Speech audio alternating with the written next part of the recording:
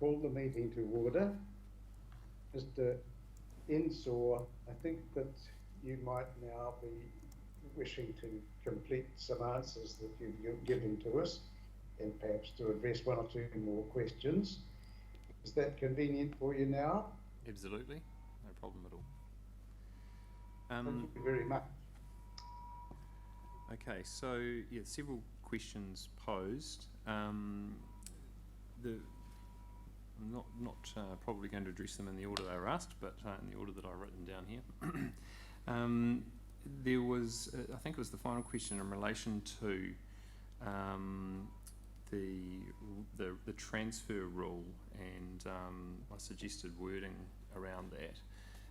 Now, the suggested wording was actually in relation to the policy, and the submission didn't seek specific amendments to the policy wording, and my evidence at paragraph 7.15 specifies, I guess, an amendment that might be made to the policy in an ideal sense to assist with aligning the rule and the policy. So while there was support given for the rule transferring and the ability to transfer water to the principal water supplier, there didn't seem to be any limitation on that rule in terms of whether it was an all or nothing transfer, so all takes, and it was really just a tweak to the policy to align with what I understood to be the intention of the rule. So hopefully that's clear. Well, thank you very much for giving some thought to that and for giving your explanation. Thank you. Commissioner Van Volthuizen asked about partial restrictions and when takes cease, and I can confirm the numbers that you read out were correct. You asked a question about whether relief was still sought in relation to abstracting water, essentially at a harvesting water harvesting level when the lake level was below a certain point, and the answer is yes, and that's in reference. And the rule amendment is 14.5.5a, which we discussed as well, and you had a question about 1A and 1B. So yes is the answer to that. And as I recall, there was one last question, and that's in relation to potential consenting pathway and full availability and lake levels. And I think probably what we'll do is, if possible, is kick that to the next session where the Adaptive Management Working Group can, as a whole, can provide a more full answer to that, because it's yeah, it's probably best heard in that context, I think.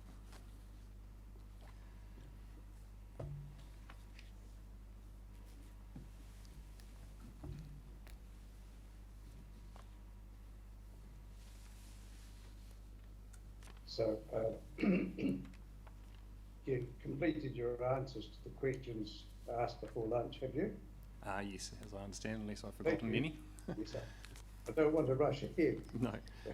When you've finished those. Feel free. Now, I wanted to ask you a question about piece in your evidence in chief, page, I think it's 17, paragraph 8.3.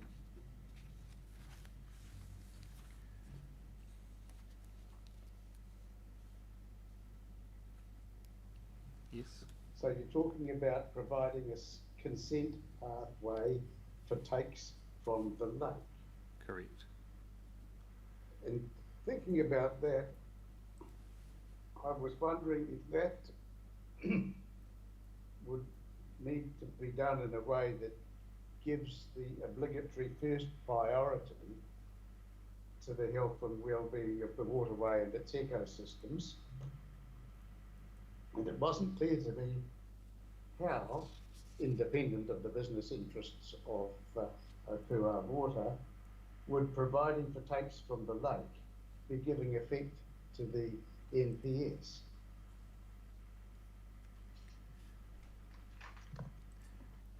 guess there's a few things to consider. One of them is the effect on the downstream environment, and augmentation of flows in the main stem could once again be used as a mechanism there to provide for the health and well-being of the freshwater body. And in terms of the potential, so any take from the lake would have to be within allocation limits, which will be set through this process, and I guess it potentially provides an opportunity linked to a transfer once again to shift water from one of the tributaries upstream of the lake to the lake itself, which may further provide opportunity for water health benefits by shifting the location of take. So I think the regime exists to ensure that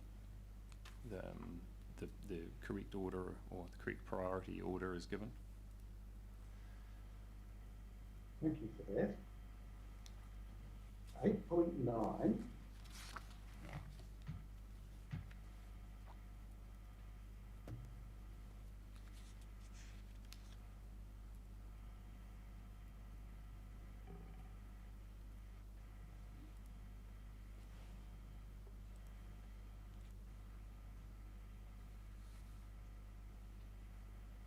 I think I must misled myself there, because I was going to ask a question that related to the evidence about criterion 13, and that doesn't seem to be in 8.9, so I don't know where it comes from now.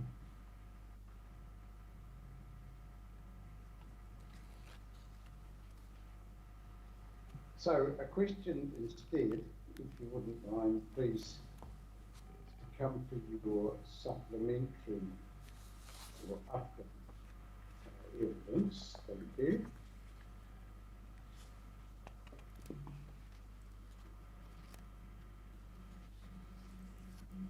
Paragraph 2.14.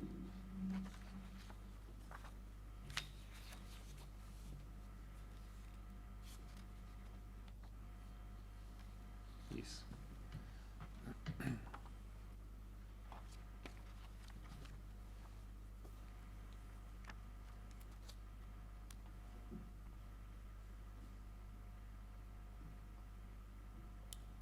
There's still a flavour, understandably, when you would have written this. There's still a flavour of needing to have a balancing or trade-off, and those are words that you use in 2.14. And is that it's necessary now for us to think of that in a different way, isn't it? Because of the priorities, priority 1 and so forth. Is it that the meaning of the priorities, that the object of priority 1 is to be fully served first? And I guess this probably comes down to the nub of the question, really, about how to implement this set of priorities. That's why I asked. I thought you'd be the very person to help. Yes. So I've used that language balancing or trade-off in 2.14, but I guess I've expanded on my thinking in 2.15, and that's to suggest that it's potentially more of a weighting exercise. And I guess the challenge I had when thinking about what you've just described and achieving the first priority before moving on to the other ones is that if the values placed on a water body by the community involve activities that might make priority 2 and 3, and there's still a lot of work to do to achieve priority 1, then you are going to be unable to fully give effect to the MPS without bringing in some aspect of priority 2 and 3, if I've explained myself right.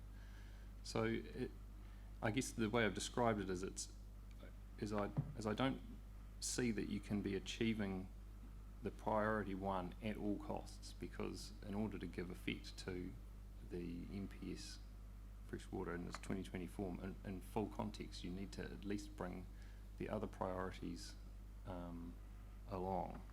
And obviously recognising that we're in a situation here where there has been a level of community involvement with a certain lens, not being this national policy statement that we have in front of us now, but a previous version. And so while there has been some community and tangata whenua involvement in the development of Plan Change 7, a future planning process may look a little different under the new MPS, but I guess we're sort of tasked with having the discussion in the context of what we have in front of us, submissions and a notified plan.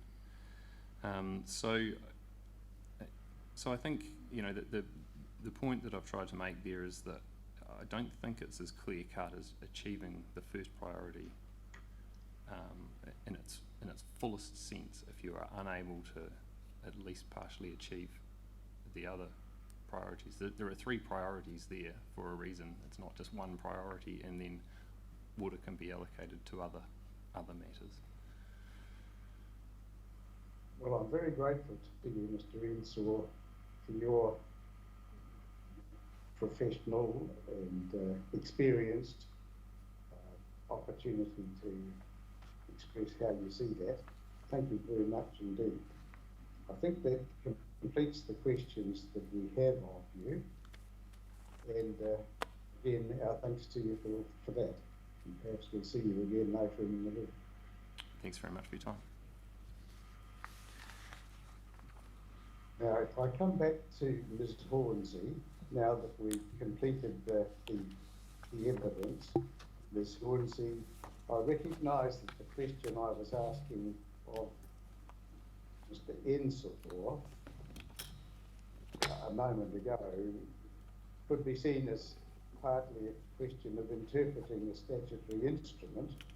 So I should give you the opportunity, with your different but equally competent skills, to say anything that you wish about how that particular part of the statutory instrument ought to be interpreted by the principles of law on interpreting things. Thank you for that opportunity. If I perhaps could defer my response until tomorrow when we get to the Flow and Allocation Working Party. We've dealt with that at some length in the submissions for that, unless you would like me to. I'm very happy if you're content to say that having heard what the planning witness has to say, you're sticking by what you've put in the submissions that we're going to hear about the flow and allocation.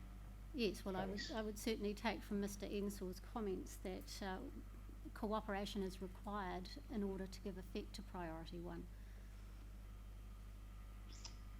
Well, I'll be interested to go through that with you. Thank you very much. Now, I think that completes what we're going to hear from Opuha Water on their submission. Yes. Could we now come to the submission of the Adaptive Management Working Group? And are you, Ms. Hornsey, going to represent them too? I am, sir, yes. And with the Commissioner's permission, I'd like to adopt the same format as before, where we take the legal submissions as read and move to hear from the individual witnesses.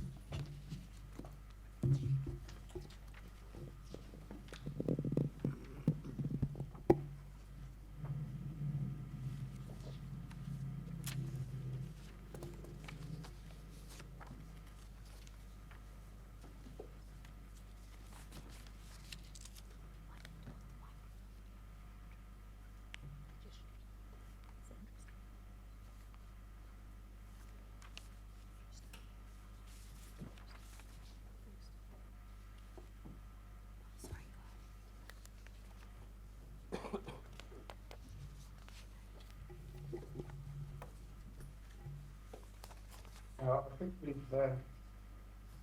much the same dramatis personae as before, have we? Yes. First of all, yes, you'd like to. Okay. Thank you, Commissioners. I'm Judy Blakemore from Timaru District Council. However, at this stage I'm giving evidence for the Adaptive Management Working Group. My evidence is based on my experience with UFRAG in the last 20 years and being the chair since 2008. I have been on the Adaptive Management Working Group since its inception, as it has recognised that the variability in conditions means that management of Lake Opuha, to give the environmental and community benefits, has to adapt to the conditions of the time. These include flow, weather, lake levels, as these all vary considerably from season to season. I think it must be remembered that the Opuha River is unique to Canterbury. No other river network has the ability to store and release water. The environmental gains resulting from Lake Opuha have been forgotten, with few having memories of the Opuha River with its dry riverbeds, disconnected holes, and high temperatures in those holes, unsuitable for fish or river users many summers. The Opuha River needs certainty, not to rely on a water shortage direction, which can change every 2 weeks and are needed frequently. Evidence will follow from consultants with expertise in their fields.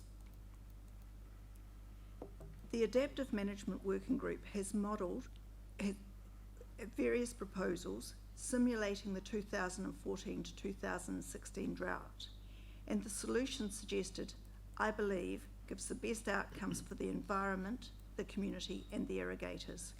This has only been achieved by working together. Inputs recommended for the proposal include lake inflow, snowpack, lake levels, and of course weather forecasting. In particular, in my evidence, I would like to highlight 6.8, policy 14.435.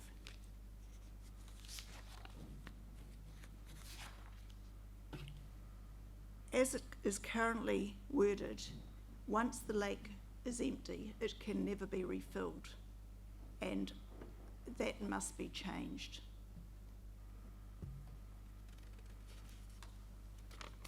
This is policy 14.435D, is it? Yes.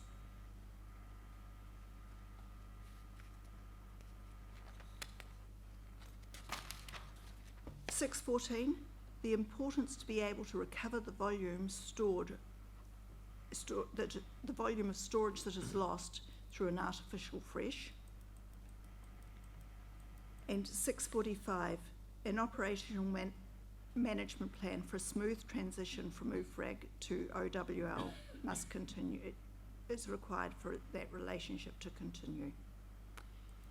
As you heard this morning, Timaru District Council is fully supportive of this Adaptive Management Working Group and the proposals.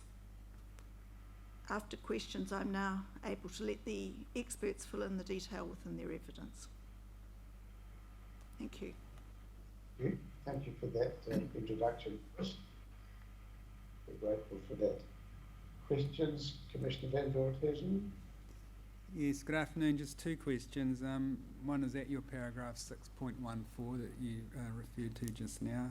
Yes. And I think you were here earlier in the day when I put to Mr. Ensor my understanding that that would be an unusual proposition for a dam, that in my experience the flushing flow was an environmental mitigation that was an extra to meeting a minimum flow, and that minimum flows weren't usually reduced to recoup the volume of a flushing flow. I haven't come across that proposal before. Do you have anything to add to Mr. Ensor's answer to that question? So I wasn't available at that time, Okay, so I'm not sure what the answer was. So the existing plan has always allowed for those recoveries. but in many circumstances they have not been recovered, and in most. But I think that there are benefits in a drought if there is any additional water coming from the other sources down the river to supplement those small natural freshes to get a larger fresh. But if that happened,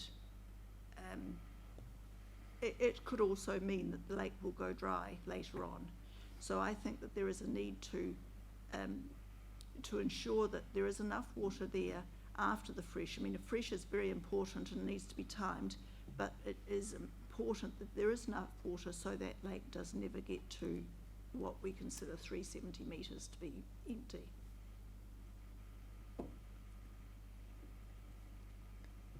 So take it from that, the main rationale for allowing a reduction or to go below the minimum flow in order to recoup the volume of water released in a flushing flow, the main reason for that is to prevent the dam going dry, did you say? Sorry, Commissioner, can I just interject? Richard Measures is planning to cover that exact question when he presents. Excuse me, sorry for the interruption. I'm just wondering, Richard Measures, as part of the Adaptive Management Working Group, is looking to cover your, or answer your question when he presents. So I'm wondering whether there's the ability to defer to Richard when he speaks. Yeah, well, maybe he will address that, but Ms Blackmore has this in her evidence, so I'm quite interested in her answer to the question. Okay, so to me the lake going empty has a major environmental issue. So when I say the lake going empty, I'm talking about the environment losing out. Obviously, there are already other things that have stopped. When I say that we need to be able to take from that, there are several levels of minimum flow, and I would not see it going below the minimum, you know, the level 1 or 2 minimum flow, whichever is there. But I certainly need it, see it going below the everyday minimum flow. Okay. Right, thanks for that. In paragraph 6.42c,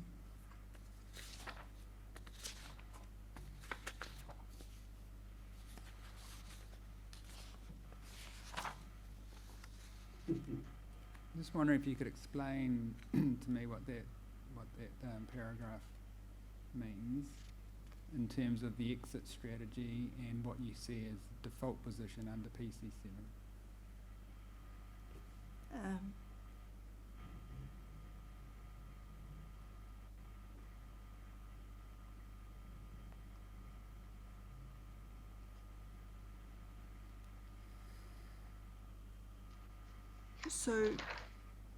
So the recovery of the lake needs to be managed as well as the lowering of the lake. Mm-hmm. So when water, when things change, we need to maximise that benefit. Sorry, maybe I help you out by asking a more specific question. What did you mean when you wrote the words provide provision for an exit strategy?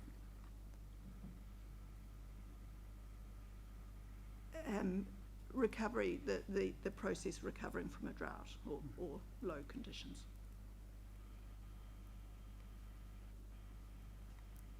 And what do you understand the default position under PC7 to be?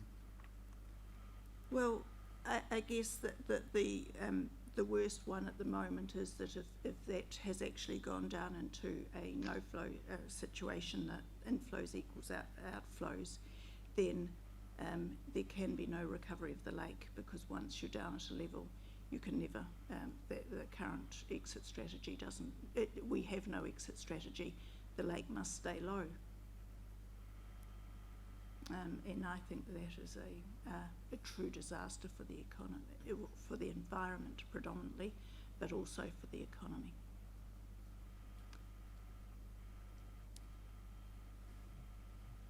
Okay, no further questions, thank you.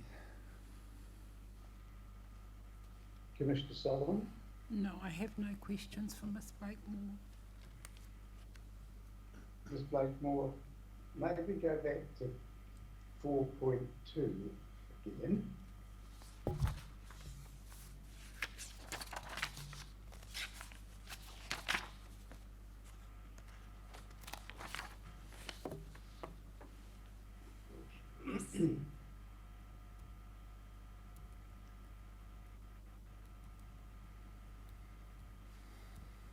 And I'm not quite clear about what you say in A.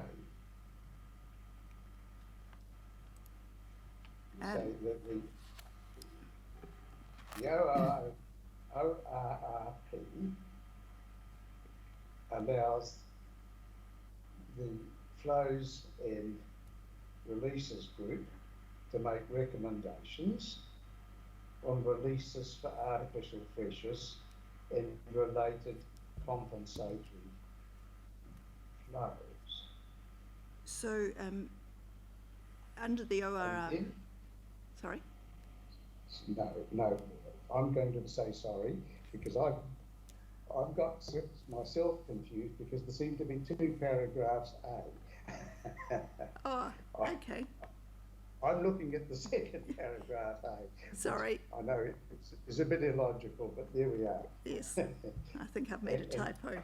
I'm really asking a question about the releases for flood buffering. And I'm not really sure that I'm understanding this flood buffering. Would you mind explaining that to me? Not at all. So, a good rain in the headwaters of Lake Opuha can increase the lake very quickly, and there were potentials for the lake to actually overflow through their spillway. So at times we have encouraged water to be released from the dam to enable the dam not to overfill, and that has been particularly important during times when they have had to manage the lake level for remedial purposes and things. So I can understand the need for this management of the flow Yes. from the flood. Okay. In what sense is it buffering? Okay, so so that's basically holding the lake lower than it's the opposite of trying to fill the lake. It's actually trying to keep it down so that Yes. it doesn't fill and overflow to very quickly. I mean, that lake has the capacity to increase by several metres in a week at times. And I understand the process. so the I buffer, just don't understand the buffer. okay, so the buffer is talking about the ability for us.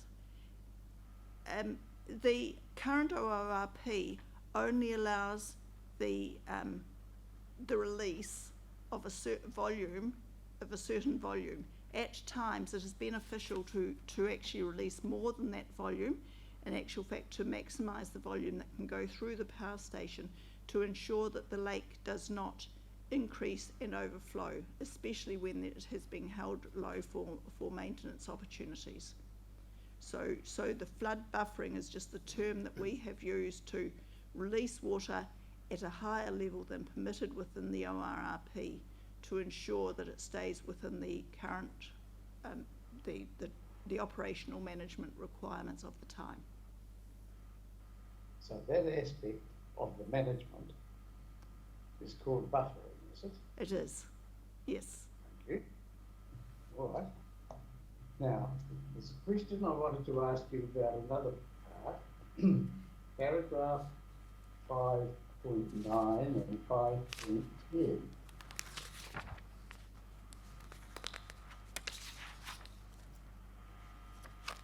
Now, down about 3 or 4 sentences in 5.9, you tell us about a scenario testing workshop that was held in December 2019. Yes. And then in 5.10, you say this additional work, plus ecological advice provided by Dr. Ryder, informed the AMW's submission on PC7. Now, the AMWG submission was lodged with ECAN by your solicitor on the 30th of September 2019. So I'm having a bit of difficulty. Ms. Blakemore, are you with me? Yes.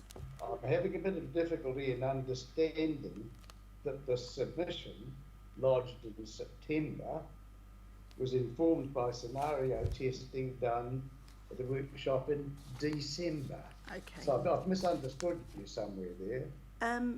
Probably it's actually not in our submission, it's in our further evidence. Would that be correct? Yes, it's our further evidence rather than our submission.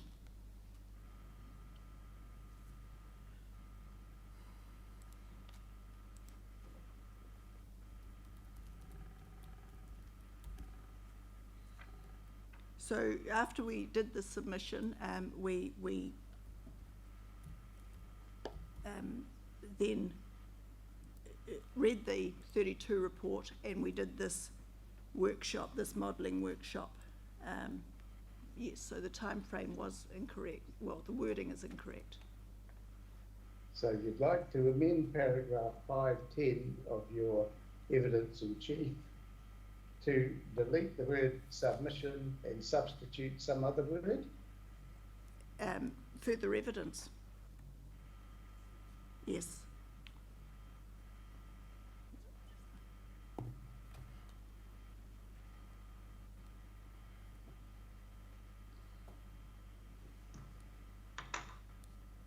Well, thank you, Ms. Blakemore.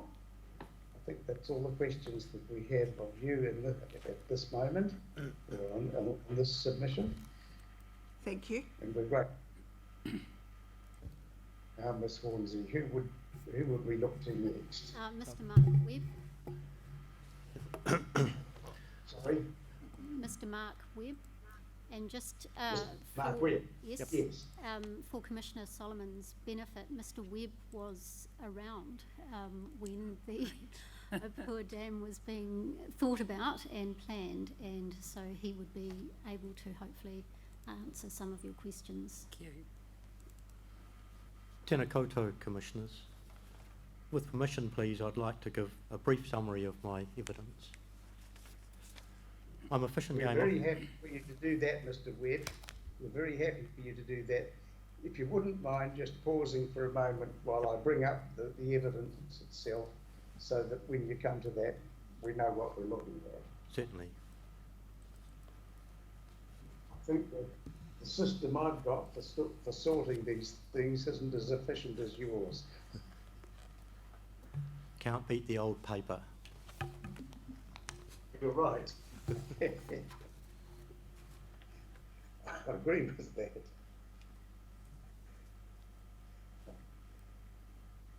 Now I'm with you if you'd like to continue, please. Okay, thank you. I'm a fish and game officer for Central South Island Fish and Game and have a long relationship with the Opuha catchment. This includes assisting with development of the variable minimum flow regime for the main stem of the Opuha at Saleyards Bridge in the mid-1990s. This was associated with the development of the Opuha Dam.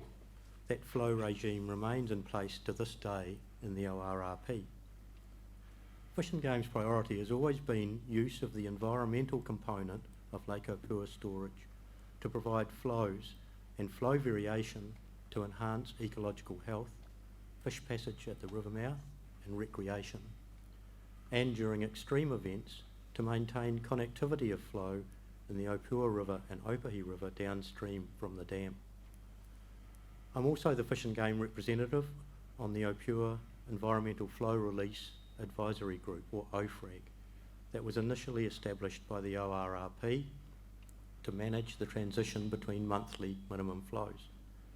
This group has now evolved to a wider role in recommending to Environment Canterbury variation in minimum flows to make best use of Lake Opuha storage during low flow events, most notably that of 2014 and 15. Over the 2014 summer and the slow recovery in Opuha catchment surface flows, and lake storage through to the spring of 2015, it became clear to OFRAG that introducing measures to save storage when the lake was at 385 metres and already approximately 50% depleted of storage was too late. Lake level on its own was not sensitive enough to enable timely introduction of restrictions on abstraction and environmental flow releases from storage to prevent or minimise the dam being empty and the lower Opuha River ceasing to flow. Management of storage needs to be considered at the first signs of limited availability.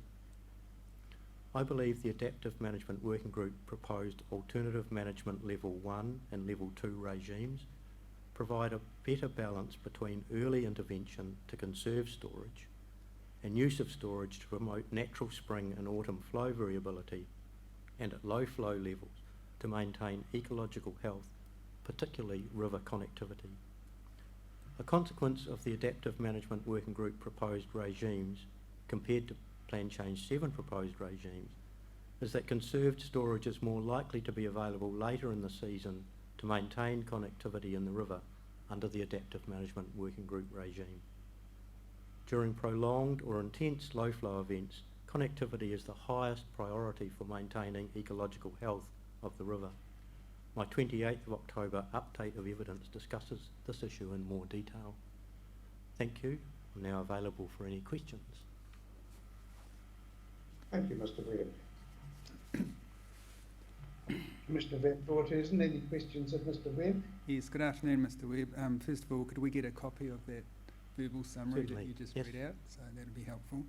I think when you last appeared before us, I complimented you on your helpful evidence, and I can repeat that here. Thank you. I do have just two questions. One from your primary evidence, that paragraph 4.9.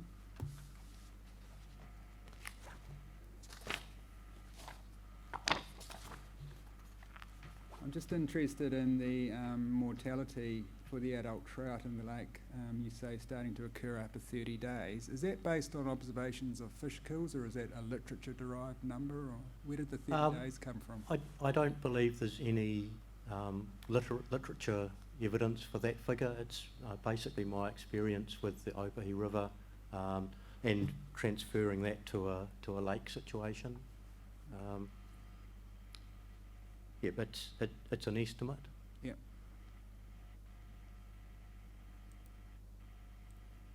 Have you ever seen any fish kills in the lake?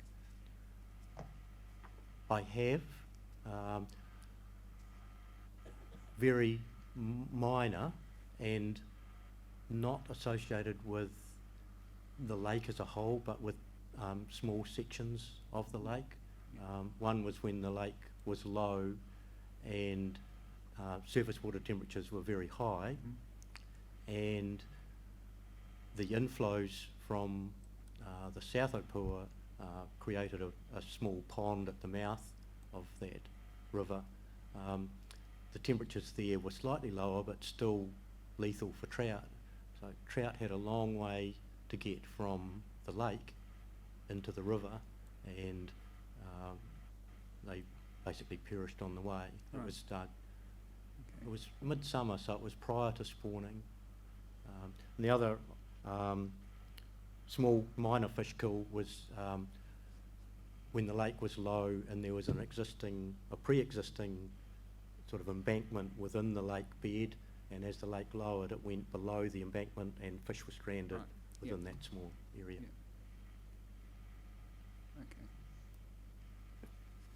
Okay. And just one question from your supplementary evidence.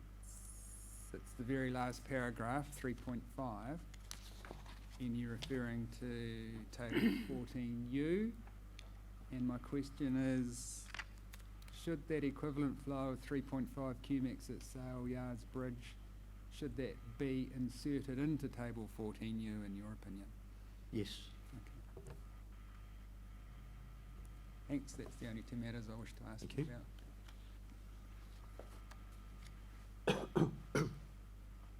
Commissioner Solomon, any questions of Mr. Webb? Yes. Mr. Webb, I presume you have an understanding of over-allocation? Yes. Okay. What deems the river to be over-allocated?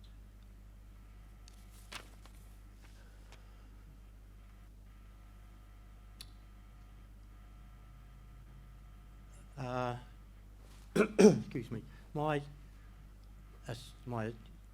assessment is based on the draft National Environmental Standard, which wasn't adopted, but I think that was 2014, which has particular rules for allocation and minimum flow setting, depending on whether a river has more than 5 cubics as a mean flow or less than 5 cubics as a mean flow. So it has percentages, it contains percentages of the mean annual low flow as a minimum flow and a percentage of the mean annual low flow as what's available for allocation.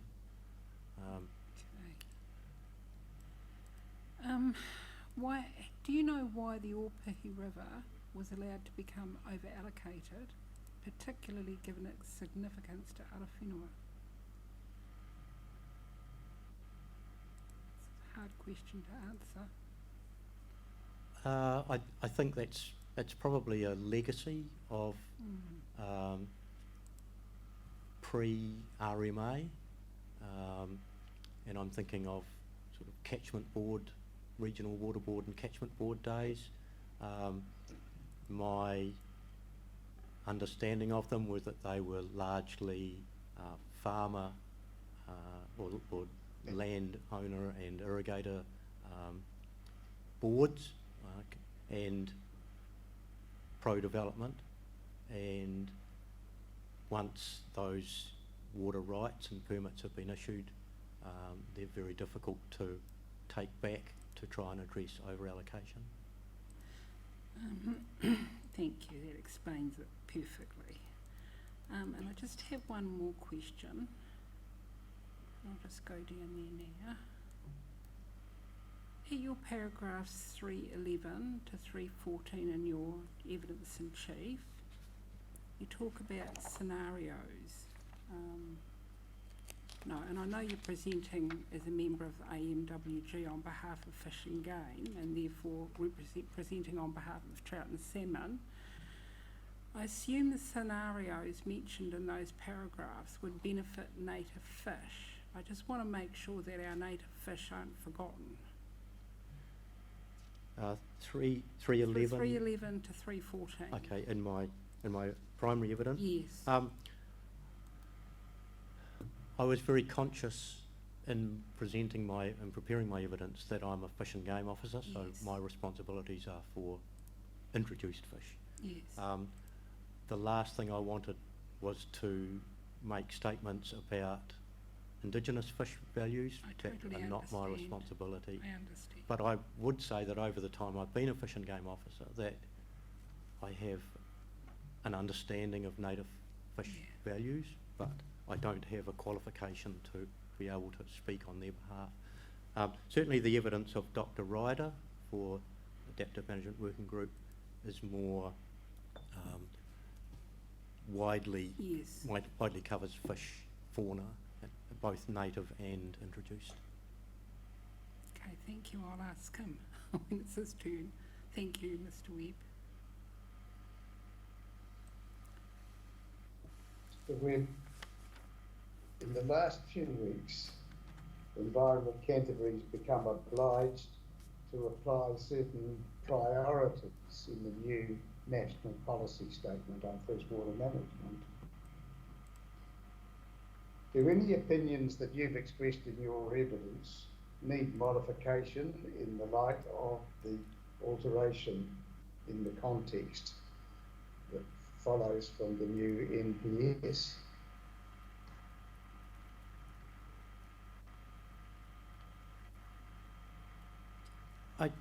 I think the process that the Adaptive Management Working Group have gone through in terms of consultation and negotiation within the group with widely varying interests, and also the Flow and Allocation Working Party tomorrow, I think we have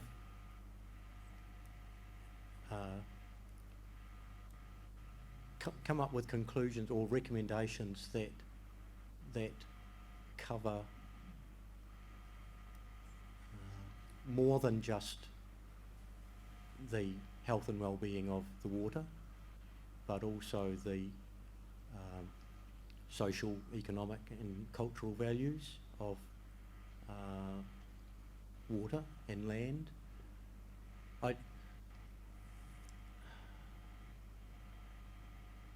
I certainly favour the new, the priority system of the new policy statement. I guess I wish that they had been around for 30 years. I think to a large 80 years. Yeah.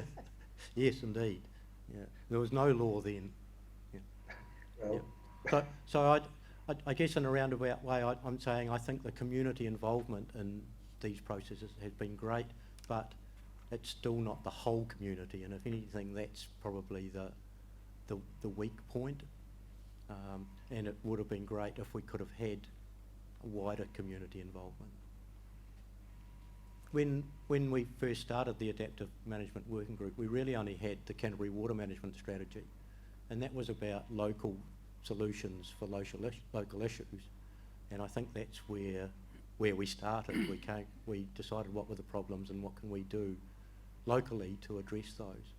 And I think the new NPS has probably overridden the Canterbury Water Management Strategy and has basically gone back to the government saying, this is what we want you to do and how to do it. Where previously under the Water Management Strategy we were looking at solutions to our own problems locally.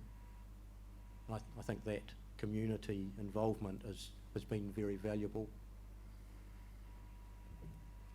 Coming back to my question, perhaps I'll put it in a more applied way. In which of the three classes of priority do recreational fishing and waterfowl or game bird taking fall into? Because these are part of your responsibility, aren't they? Yes, they are. You know, there's three priorities. Where do they fit? I would say quite clearly in the third priority,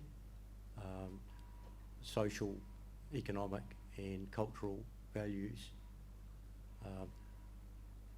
They're certainly not the well-being of the water, but introduced fish are prone to suffering from poor water quality. So I think we have a place in ensuring good water quality that sustains introduced fish species for recreation.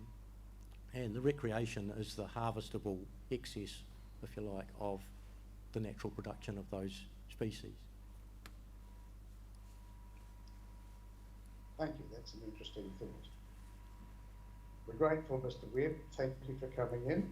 Perhaps we'll see you again later in the week. Yep, thank you very much. If that's fine.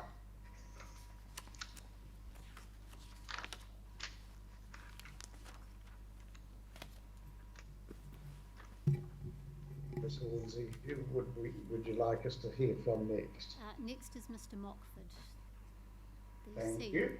Yep. Mr. Mockford.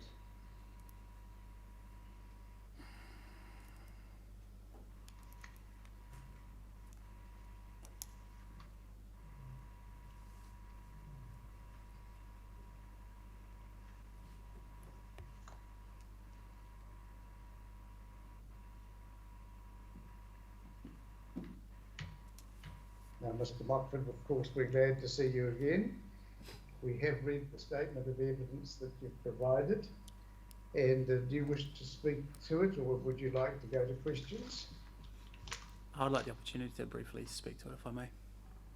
Thank you very much. Of course you may. Good afternoon, Commissioners. My name is Andrew Mockford. I'm the Chief Executive of Opuha Water Limited. Thank you again for the opportunity to speak to the evidence I have submitted this time as part of the Adaptive Management Working Group in respect to Plan Change 7. I will just seek to reinforce some of the key aspects of that evidence here, and if permissible, present 5 slides at the end of that to illustrate a brief example of some of the information utilised for decision making within this catchment. Adaptability is the key to success in our catchment. Local decision makers with the best interests of the river at heart, making timely decisions considering the whole of the season. The OFRAG construct is an exemplar of community collaboration to effect great decisions. To lose this entity is a marked step backwards for the health of the Opuha River. I fully support the 24-hour average minimum flow at Sale Yards Bridge. The support is based upon operational efficiencies and therefore greater storage, allowing for more options intra-season. The Adaptive Management Working Group system proposed is a community escalation system that raises a flag for the Community Management Group, OFRAG, to convene and subsequently review the present climactic, river and lake conditions with a view to unanimously agree upon the best action to take now whilst considering the whole of the season ahead. The restriction regimes proposed by Plan Change 7 and the Section 42A are well off the mark when reviewed against the Adaptive Management Working Group proposed regime. Again, the community group has built in considerations with regard to the wider community, so the impact and outcomes are well balanced across the environmental, social and economic domains. Dr. Kerr's modelling has clearly illustrated the negative implications to water storage that PC7 and Section 42A present in his evidence. The Section 42A restriction regime proposed is a binary approach with intent to work within a fully analogue environment. It is either no restriction or a minor restriction. There is no attempt to proactively conserve water, which is a significant community learning identified by other Adaptive Management Working Group members in their evidence. To suggest a regime of this nature shows a significant lack of understanding around the Opuha catchment system and flies in the face of the considerable learning and development the community through OFRAG have made in its approach to effective catchment management. These restrictions have to be considered in the vein that they are to be applied. These are exception regimes to manage abnormal situations. The Adaptive Management Working Group regime is a system that will support effective and proactive decisions with the interest of the river environment at the forefront of each decision. If we were to follow the Section 42A minimum flow restriction thresholds in the revised Table 14X, the Opuha River at Sale Yards Bridge would have been under water restrictions for 6 out of the last 12 months.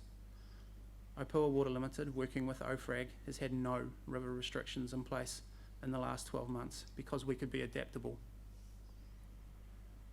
The 2030 full availability minimum flows are hydrologically off the mark, as is evidenced by Mr. Webb and Mr. Horrell.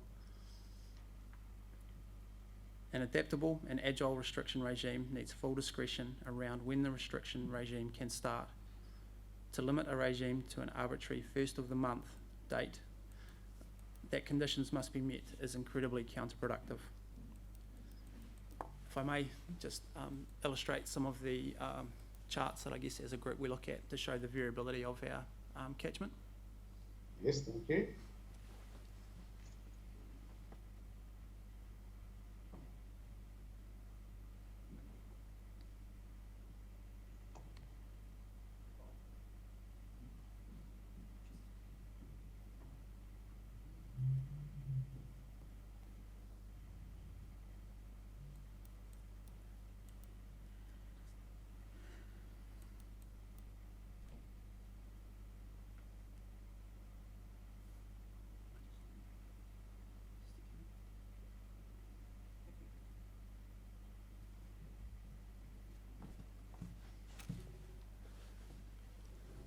So we have 5 slides here, and this is just to show an example of some of the information that we look at to try and make good informed decisions around the catchment. So this first very busy chart here shows all of the lake levels since the Opuha Dam was in place. As you can see, the variance there is pretty incredible, and whilst we can derive an average, there's no such thing as an average season.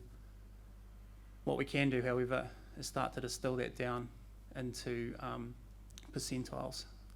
So if we look across there for every day of the year, the dark blue is indicating where 50% of the lake levels have been on each day of the year as we go through. The lighter blue is indicating the 80, I think it's the 10th to the 90th percentile, so 80% of the lake levels have been within that wider envelope. Now if we step ahead, we can overlay the top two green lines. This is referred to in the evidence as our operational envelope.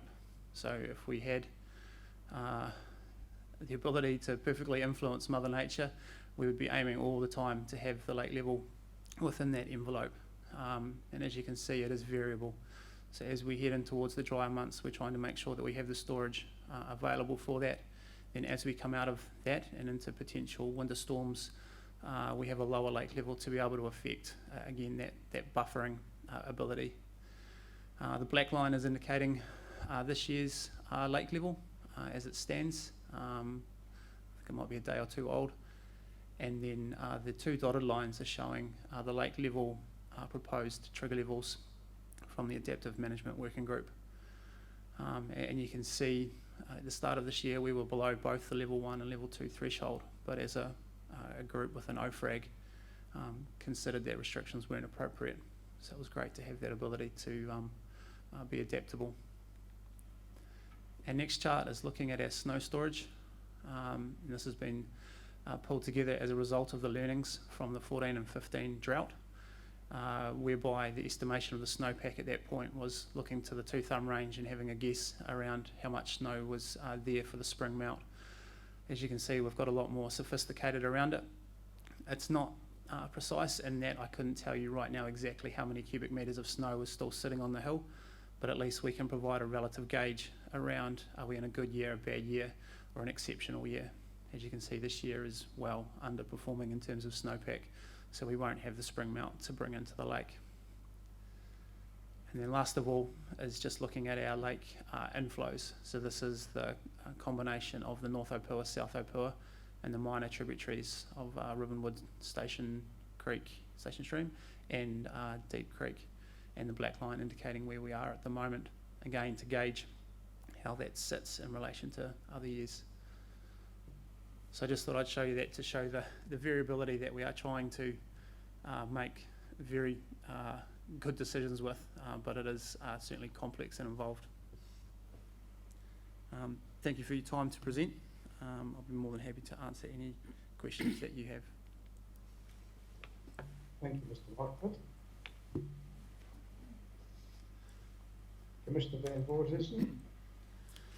Yes, Mr. Mockford, just a couple of matters. Your paragraph 4.7, first of all. And the first sentence, you talk about diurnal flow fluctuations. Just remind me what the cause of those is. I believe it's the natural heating and cooling of the environment.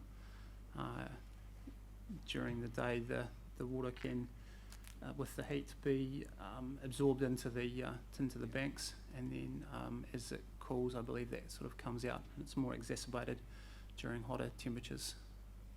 Yeah.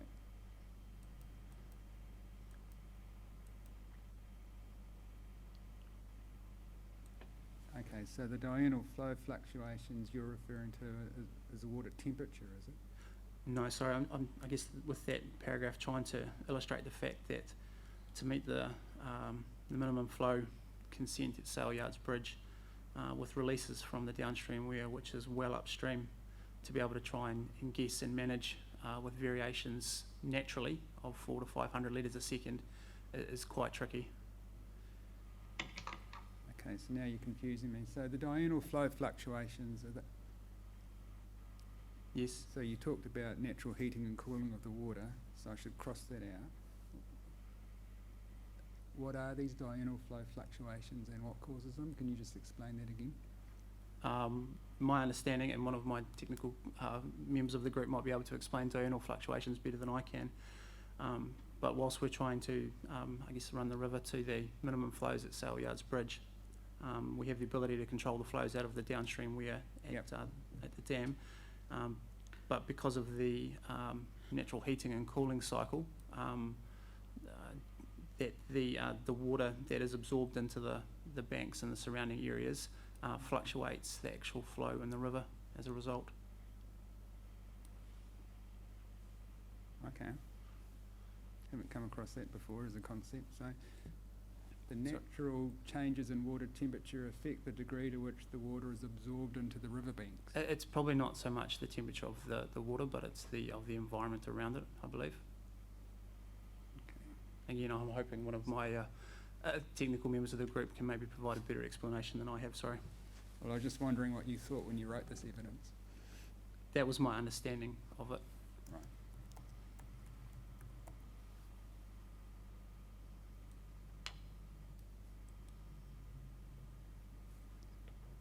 So just a minute.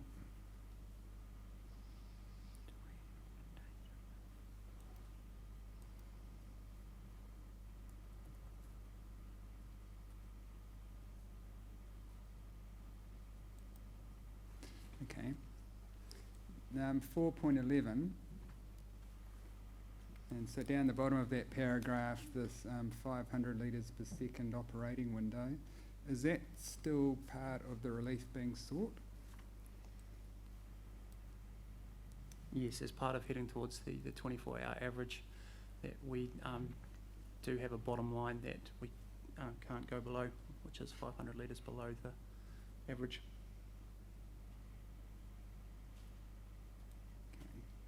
So you're still seeking that 500 litres per second flow variance ability.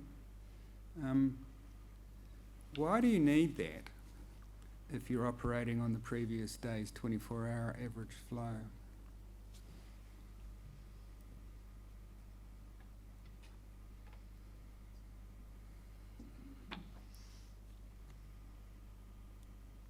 Because all it does is reduce the flow in the river by 500 litres per second and potentially result in the statutory minimum flow being exceeded by that amount. I guess it was setting a maximum variation from the average. So as we seek to manage the river around the 24-hour average, that we will go over and above it. The 500 litres a second was setting that we cannot go any lower than 500 litres a second under it. So I guess if you could still hit the average by having the river for half the day 1 cubic below it and 1 cubic above it, would still hit the average, but the 500 litres a second is trying to reduce the variance around the average that we can operate the river within.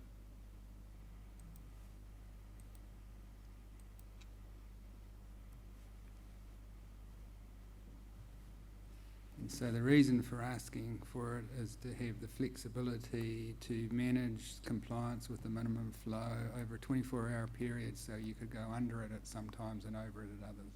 Yes. Is that in a sort of layperson's terms? Yes, that's correct. Okay. And I guess, Commissioner, if you look at the chart at the top of page 8, you can see some of the intraday fluctuations that are occurring with the flow. And I guess with that, asking for that 500 litres a second, I guess, floor, it's just trying to take into account that those natural fluctuations. Yeah.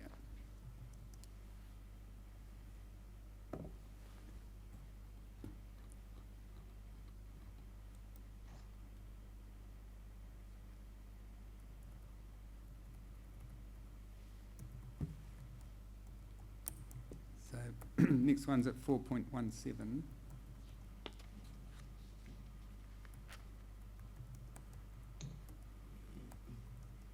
And so this is the transition period between months, and my question is, why don't you just transition on the last day of the month so you are all set up for the new minimum flow on day one of the next month?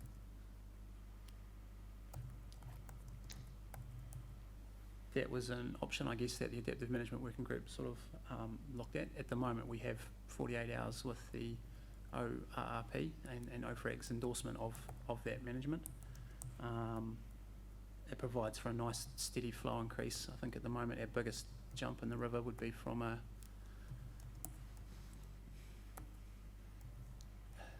think it could be as much as a 3.5 cubic change. So we're just trying to manage that flow change with the least impact on the river. So 48 hours was what the group had landed on as being appropriate to manage that. And another example that's been used sort of recently with the start of the fishing season, with a step up in flows, that we wanted to manage that flow increase gradually so as not to do it in one jump and dirty potentially the river for the opening day of fishing, which wouldn't have made us very popular. Yeah, no, I understand that. And certainly looking at the adaptive management working group's full availability regime, at times you do have quite a big jump in the minimum flow required. Like from February to March, you jump from 4,500 up to 7,000, so I understand that. So just explain how that works. So the 48 hours, so 2 days before the end of the month, do you start transitioning to meet the next one, or do you go 2 days into the new month and transition down? How does it work? I believe it's 2 days into the new month. 2 days into the new month. Right. Is it? Is it? You got some people 24? frowning behind you, so. No, I've obviously got that wrong then. Was it 24 hours either side? Sorry, I'd have to check that, Commissioner, too. Yeah, can you come? So I'm just interested in how the 48 hours work. I mean, it seems to me that it would be, to be sensible to start transitioning that 48-hour period 2 days before the end of the month, so you're all set to go on day one of the new month. But if there's a different regime, I'd be interested to know what it is and what the reason for it is. Yeah, I think as a group we're happy just with consistency. Yeah. Yeah, we'll come back to you on that one. Okay.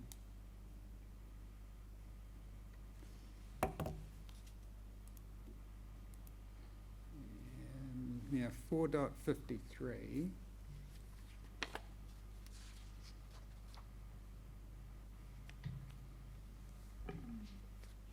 Just seems, this is a very minor point. The last second sentence, is there some words missing from that?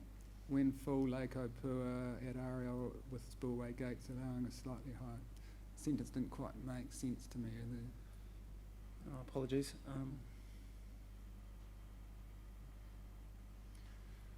I think it should read when full, Lake Opuha at relative level 391.2 with the spillway gates raised. That allows a slightly higher level of 392.2. So instead of allowing, we should say gates raised allows. Yep. Yes. Okay. Cool. Oh, come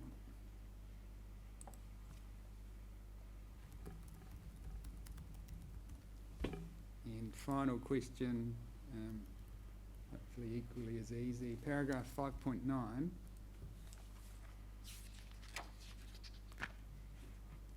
The fourth line in the sentence, the underlying rationale of the AMWG submission points was to ensure that the prescription around artificial freshers in PC7 would unduly or would not unduly? Would not. My apologies. That's okay.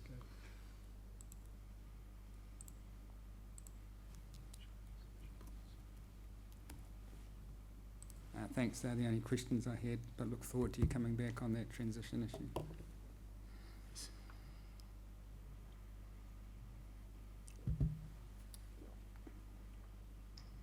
Commissioner Solomon? Yes, I just have one question for Mr Mockford, and it's only out of interest. Several submitters, including Miss Blakemore, I actually meant to ask Miss Blakemore this, mentioned that the environmental gains made by the Opuha scheme have been forgotten.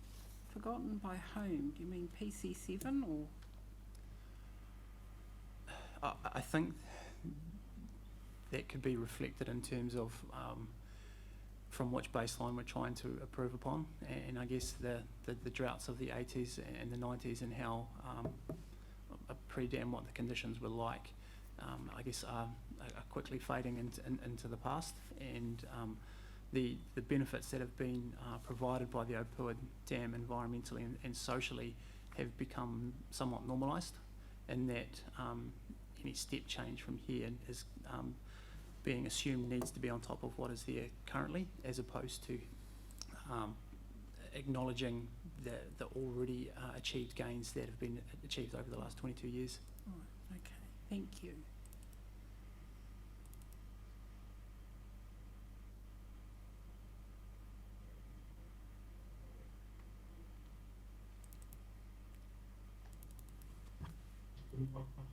You showed us some PowerPoint slides with charts. Thank you for that.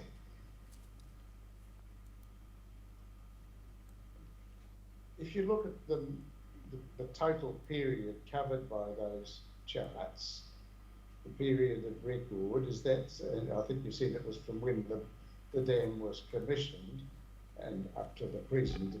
So is that an intermediate range of about 20 years, is it, or something like that? Yes, the dam was formally commissioned in November 98. I believe the flow records that I have on that chart would have started from July 98 as the lake was starting to fill prior to its formal commissioning. So I think July 98 would have been the first record on that chart. Yes, so you've got enough information to get a feel for what I might call an intermediate period of 20 years or thereabouts. Does that record show any particular change over that period, or is it pretty stable in terms of the amount of incoming water that you're getting? For the lake level itself, I guess we haven't inferred any sort of long-term trending because it is a controlled level, where I know the lake level has previously been held lower prior to some infrastructure works that were carried out at the downstream weir. There was a level of conservatism in lake level management such that the downstream weir wasn't a fusible embankment wasn't washed away, which would cost several $100,000 to fix. Once the downstream weir... But I'm thinking about the water coming into the dam, not what you do with it and how you manage it. We've got an abundance of material about that. But is there a climatic change evident over that intermediate period or medium period that shows you're getting more water per year or less water per year, more water in springs or autumns or whatever? Do you see what I mean? I do, sorry, and I guess I haven't explicitly undertaken that long-term trending to do it, so yeah, apologies. Yeah. Well, Mr. Mockford, thank you very much for your time and your information. We're grateful to you. Thank you.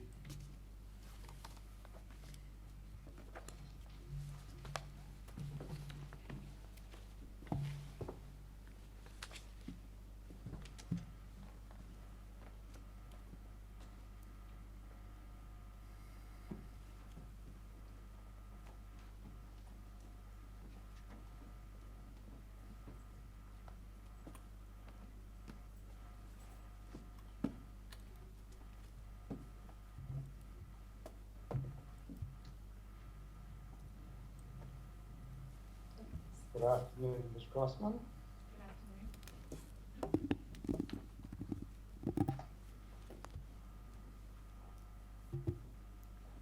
Just pause a moment while I bring this onto the screen for me.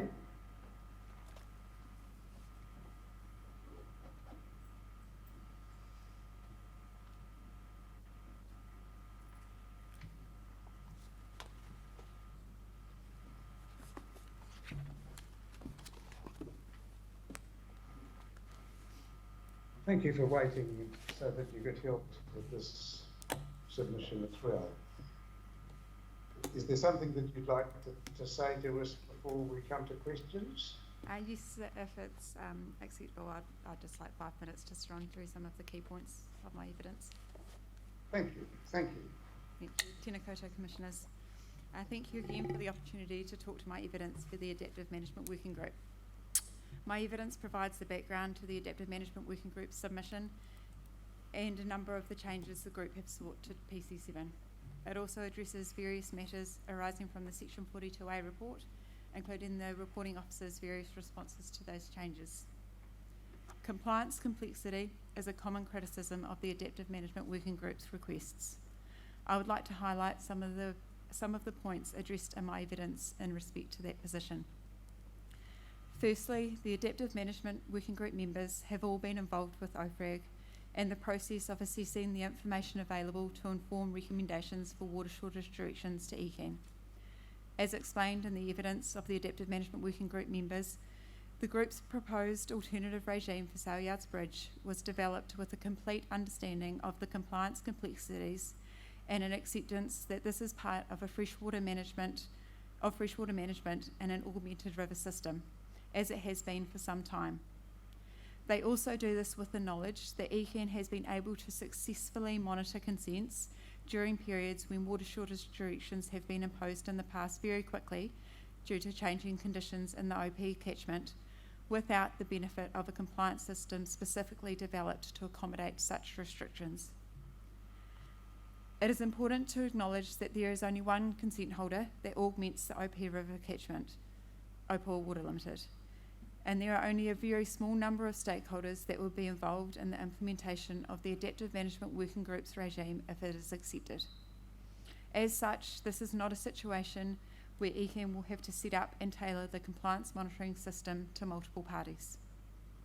Opuha Water sought to engage with the ECAN's compliance monitoring team through the PC7 process to fully understand their concerns and accommodate them. However, we have been unable to make any traction in understanding the real issues because PC7 was already in process. I have full confidence that if we can sit down with the local Timaru-based ECAN consent and compliance teams who understand us and our operations, that the development of a suitable compliance monitoring system that meets everyone's needs is achievable. Opuha Water already monitors a range of environmental factors that the Adaptive Management Working Group regime triggers rely on, and either provides this data to ECAN or makes it publicly available. We are not starting from scratch with the information required to implement this regime. ECAN currently undertakes compliance monitoring respectively, for example, sometimes 4 to 6 months after an irrigation season. Conversely, the Adaptive Management Working Group's regime provides regular touch points during a water shortage event that will provide for far more proactive monitoring that is currently occurring. This will enable non-compliances to be identified in real time and actions to be taken immediately.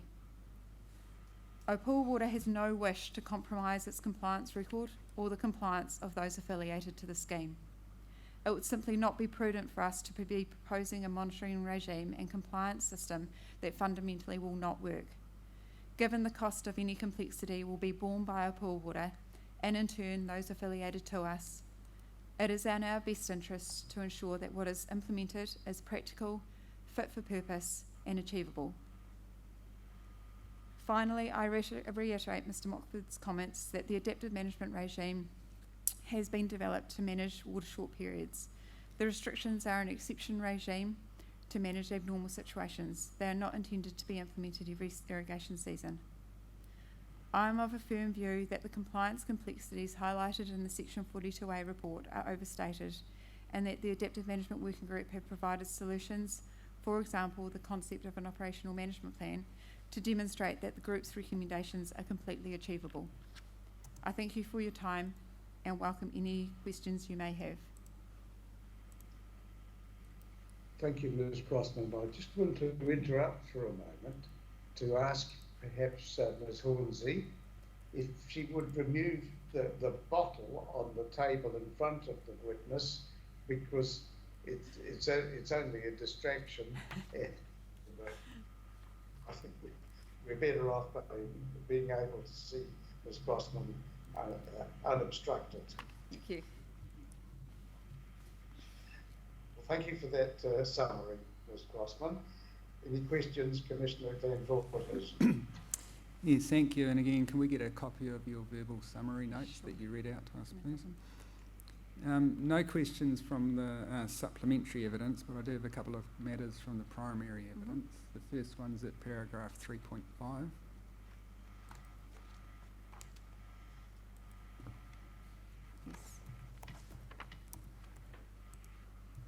So in the preceding paragraph 3.4, you mentioned the monthly variable partial restriction regime, and that's set out in table 5, Romans 3 of the submission, so I understand that.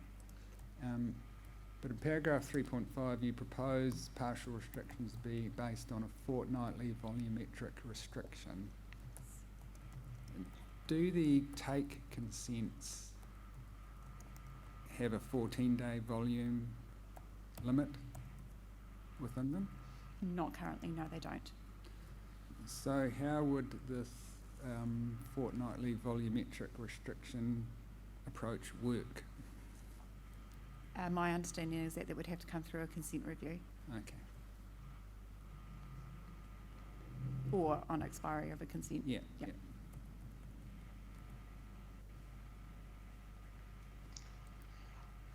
Okay.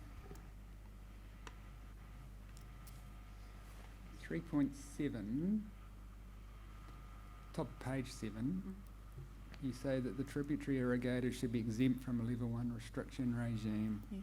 I just wanted to understand the rationale for that, given that we've heard already that the tributary takes affect the main stem flows, so why should these people be exempt? I guess the background to this emerges from 2014 to 16 water short periods, and the recognition that these consent holders generally go on restriction around about sort of December, so in the sort of mid to later part of summer they are generally on restriction, and so it is to provide them with some relief prior to their own tributaries going on restriction, that they can have more reliable water based on the main stem flows. I guess it's an equity thing within shareholders, because they'll be on restriction later, so we're giving them their shot earlier in the season. Yeah, it's just kind of confused by that answer. So, I can provide so it. I can. you said they go on restriction generally in December. Is that a result? tied to their tributary flows. So that's from the tributary flows. Yeah. So there are so the tributary irrigators north and south Opuha Water, Opuha and Te Anawai, Yeah. and tied to their tributary flows. I mean, maybe December, maybe January, depending on what Yeah. the season is. But at some stage during the irrigation season, they are generally on restriction tied Yep. to their tributaries, Yep. which means that they are off completely, and they're not depleting. They're not taking from storage. They're not depleting from storage. Yep. So providing them with relief from the main stem flow regime earlier on means that they're not, first of all, on restriction due to the main stem, Yeah. and then on restriction due to the tributaries. So generally, would the mainstream restriction occur earlier in time than the tributary restriction? If we need to act proactively at the start of the irrigation season, then yes, it would be. Yeah. Okay. Yes, and this is, I guess, this is scenario is assuming that it would be. Yeah. Yeah. Sorry for the confusion. That's right. So the intent really is to avoid them going on irrigation ban early in the season as a result of main river restrictions, given that they're likely to be on ban later on due to the tributary minimum You say it flow much more anyway. succinctly than I. Yes. Is that right? That's right. Yes. Okay. Okay. All right. Paragraph 3.10, you talk about some issues being overstated, and they reflect a clear lack of understanding of existing consenting framework and compliance and enforcement approaches historically adopted. Should plan provisions be clear and certain on their face without a reader needing to have that background understanding? Can you please repeat that? Should plan provisions be clear and certain on their face, like clear and certain from just reading them, without the reader needing to have an understanding of the existing consenting framework and historical compliance enforcement approaches? Yes, they should. Okay, Can I add to that? sure. I guess my point of this paragraph was compliance has, as I have talked about in my summary this afternoon, compliance and enforcement has been able to be undertaken in the past through those water shortage restrictions. So it has occurred. Yep. Yeah. Yeah, no, I understand that. Yep. So 4.36.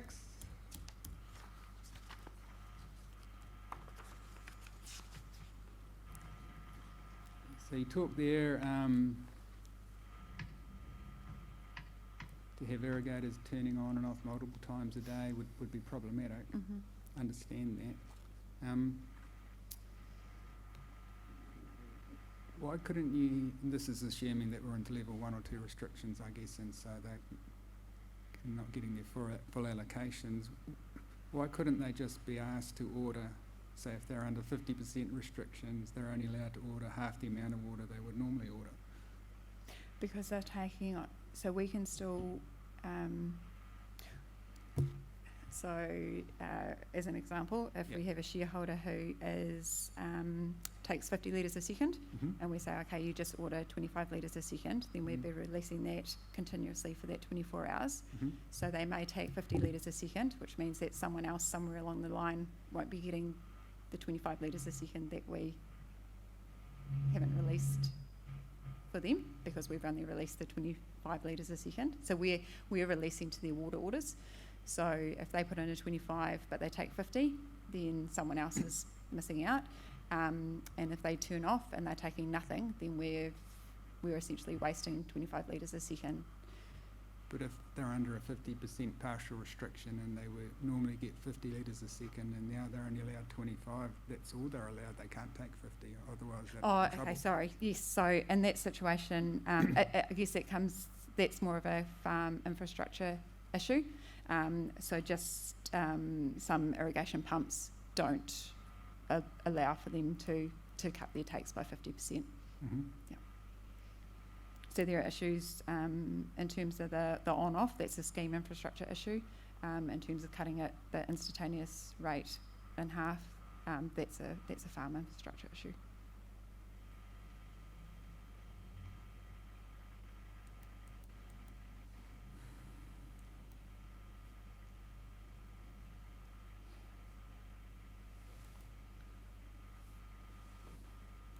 Up 52,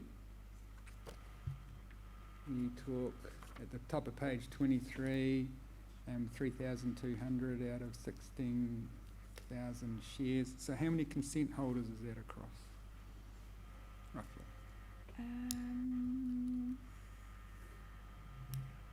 Roughly, I would say between 30 or 40, given that Opuha Water are the consent holders for the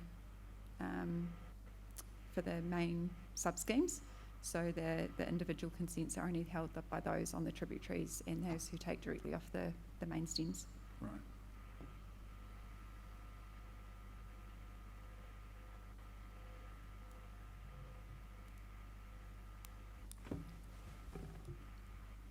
.6.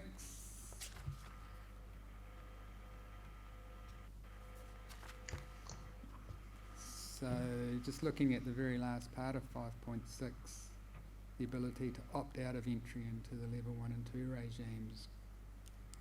So does that mean that any kind of plan provision would have to have an element of discretion in it, whereby it might have to use the words level 1 may apply if table 14X thresholds are breached? And would that be a clear and certain approach?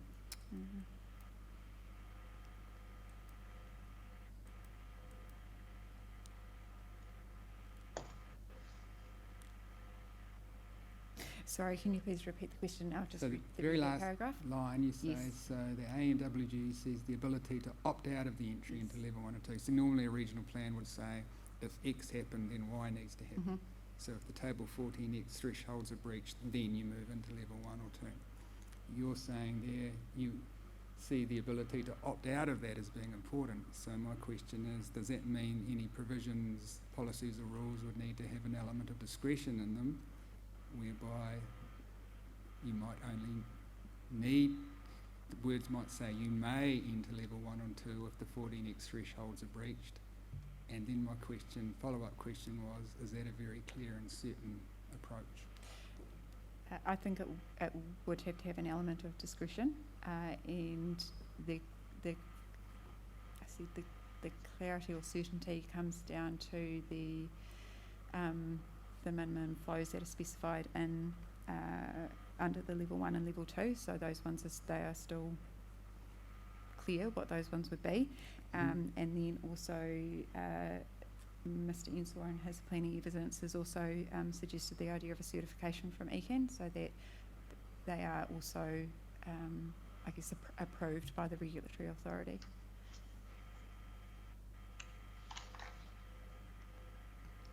So the opting in and out would be like a discussion process between who?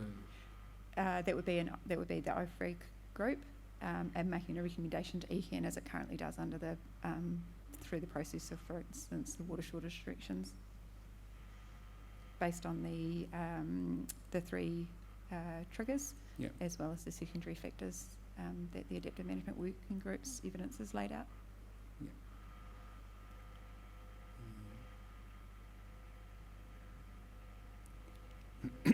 And so, Mr. Ensor, just a question for you before I forget it. Can you point to any other regional plan provisions in the country that have this element of discretion in them for our information?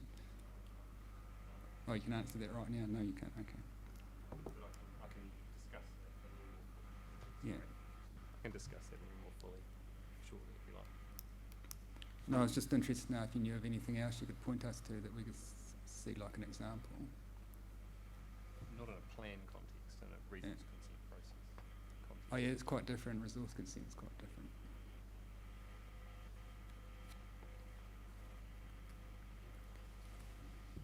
Okay, no, they were the only matters I wanted to clarify with you. Thank you. Mr. Solomon? No, I have no questions for Ms Crossman. Thank you.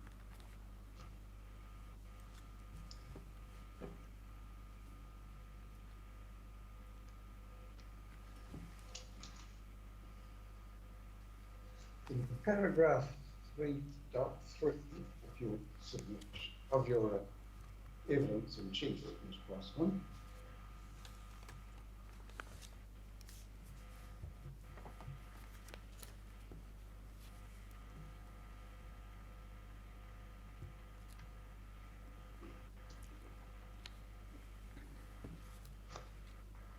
you see you refer to primary discretionary factors and secondary discretionary factors.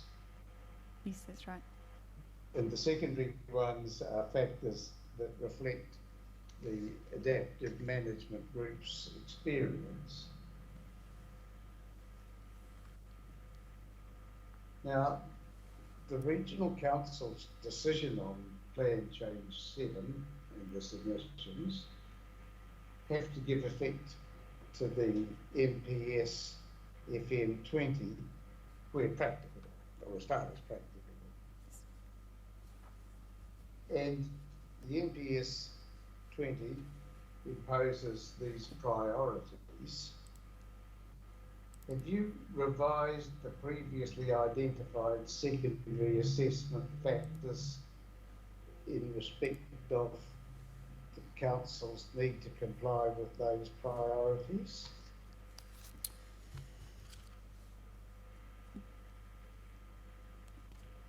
I'm just going to try and find the list of secondary factors, because my recollection is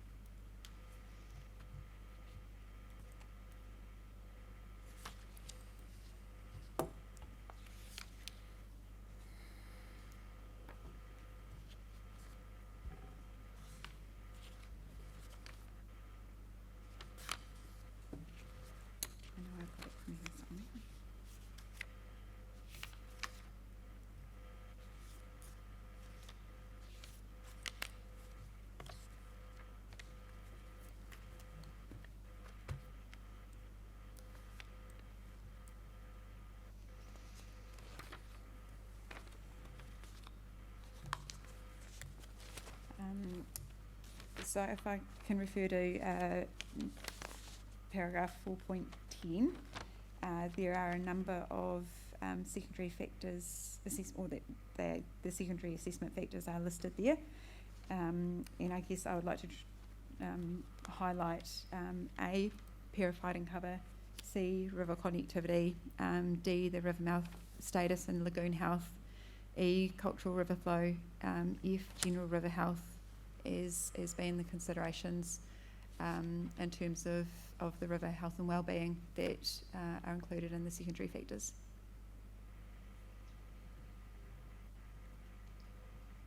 Thank you. Now, I'm sorry, for some reason I'm going backwards now. It's okay. The previous paragraph of your evidence, there's no reason it's irrational. Sorry, what number was that? Sorry, Josh. 3.2. 3.2. Okay. Now, you see in the second sentence, you refer to resistance from ECAN in terms of building into the framework. And that's the framework about the decision making on minimum flows during watershed periods, isn't it? Yes, that's right. Is it your understanding that the resistance from ECAN to doing that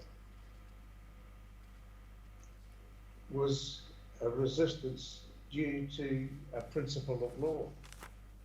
No, that's not my understanding. My understanding was that essentially it was just too hard to write into a RMA plan. We've always had a lot of support from ECAN through OFREG. I know through the 2014, 15, 16 period, ECAN were very supportive of OFREG and held OFREG up as the way it should be done. But the resistance was from a planning perspective and how it can actually be written in, which is where we responded with the concept of the operational management plan. So that resistance, to use your word, might well have been informed by them discovering that there was a principle of law involved. Quite possibly, Is yes. that right? It may well have been, yes. Right. Well, now I wonder if I could take you to 427 of your evidence. 427? 427. Yes. I think it's on page 15.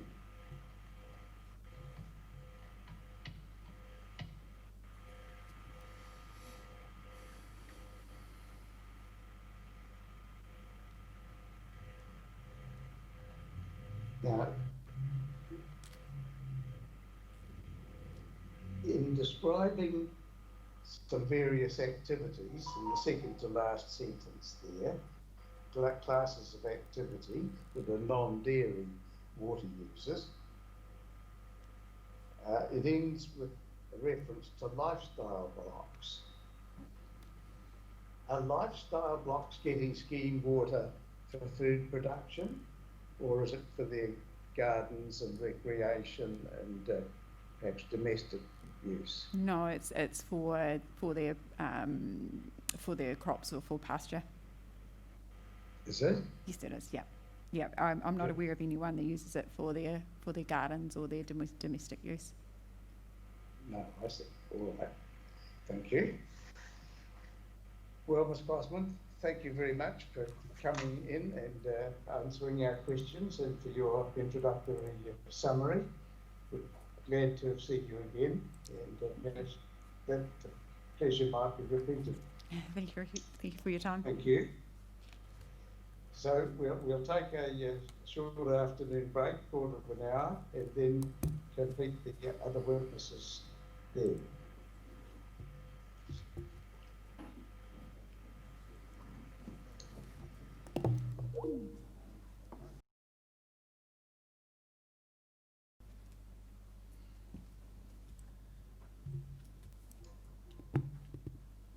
Ms. Hornsey? Thank you. We now have Mr. Measures, who is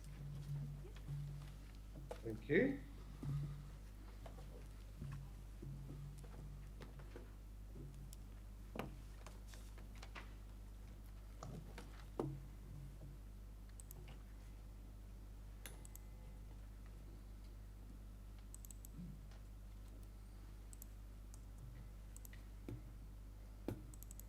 Measures, we've read your statement.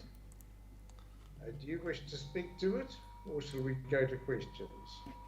Yes, please. I've just got a few points to make. Good afternoon, Commissioners. Given the consensus reached in the joint witness statement regarding artificial freshers, I'm not going to go into a lot of detail going over the points in my evidence, but I think it would be useful to add some context just on the background of how the Adaptive Management Working Group arrived kind of where we are as regards freshers and compensatory flows.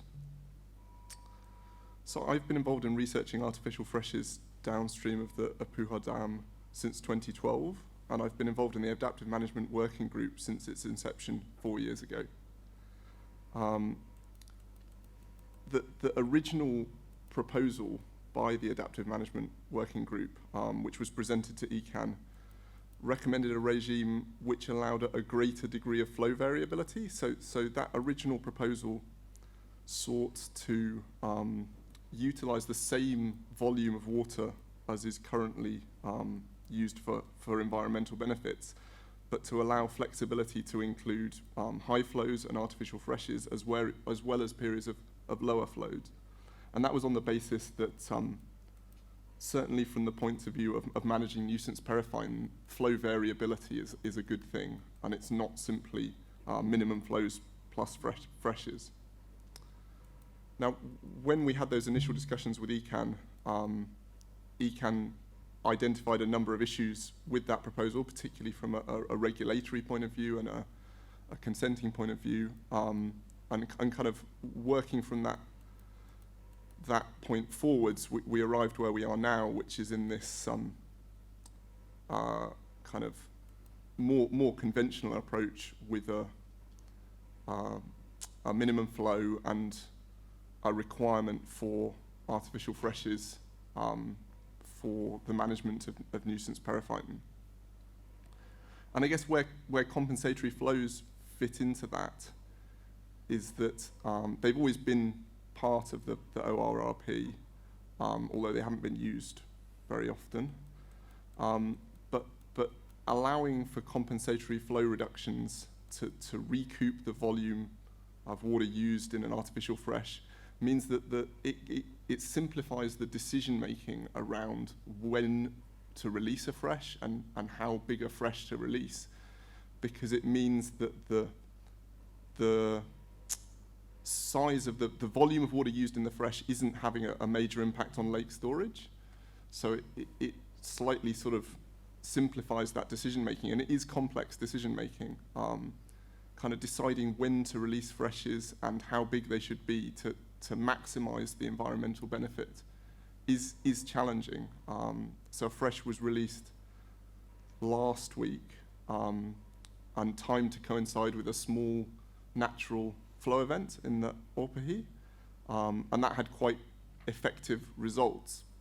But the decision making leading up to that fresh it involved a number of people looking at kind of the weather system coming, what the conditions in the river were. There's a lot of discussions going on, and I guess allowing for compensatory flow reductions in some way makes that decision process simpler. So I guess that's trying to answer some of the questions around compensatory flow reduction, but if you've got other questions regarding freshes, I'd be happy to take them. Thank you, Mr. Measures. Thank you for preparing your evidence statement. Commissioner Van Voorthuizen, questions? Yes, thank you. Oops, where's the microphone gone? No questions from the evidence, but in terms of that information you just provided to us, for a typical flushing flow, how big a reduction in the minimum flow would be required to compensate, and for what length of time would that reduction in minimum flow typically apply? So typically, artificial freshes have a volume somewhere between, say, 300,000 cubic metres, which is the volume of the regulation pond downstream of the dam, up to, say, 600,000. That would be a sort of typical flushing flow volume, would be in that range. And I anticipated this question, and I did some back of the envelope calculations. So if you had a flow reduction of 1 metre cube per second, so that would take 3.5 days to recoup the 300,000 cubic flush, and 7 days to recoup the larger flush. Right. Okay. And obviously, as you change the volume or you change Sure. the flow reduction, it changes the time and so on. But No, thank you. That gives me a feel for what we're looking at. Right, but no further questions. Thank you. Commissioner Solomon? I have no questions for Mr Measures either, except to say that I appreciated his easy to understand explanation about how artificial freshers work and the duration and size of what a fresh needs to be to remove nuisance periphyton. If I could understand it, anybody could understand it. So thank you. thank you. Thank you, Mr Measures. We're grateful to you for your clear preparation, for your helpful answers, and thank you for coming in.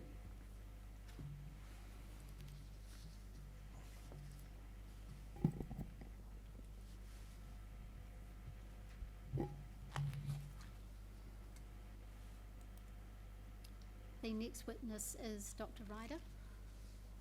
Thank you.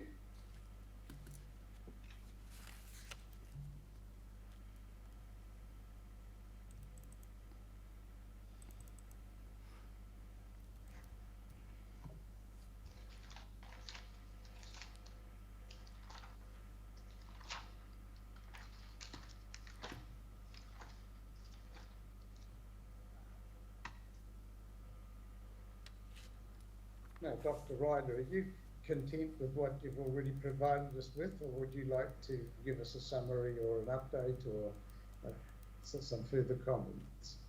Thank you, Commissioner. I would just like to give a brief update to reflect perhaps my evidence in light of since the joint witness statement's been produced. Very briefly. Well, very much for that. Thank you. So, so my evidence for the AMWG looked at water quality in the Opuha River and the lower Opuha River and the lagoon as well. And I also assessed or compared the amount of physical habitat, or potential physical habitat more correctly, for various freshwater species at the various monthly minimum flow regimes in PC7 and in those proposed by the AMWG. And I tried to encapsulate that in my table 5, which is a rather horrendous table, and I think you've already requested a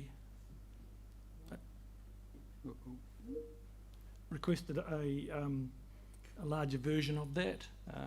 Oops, sorry.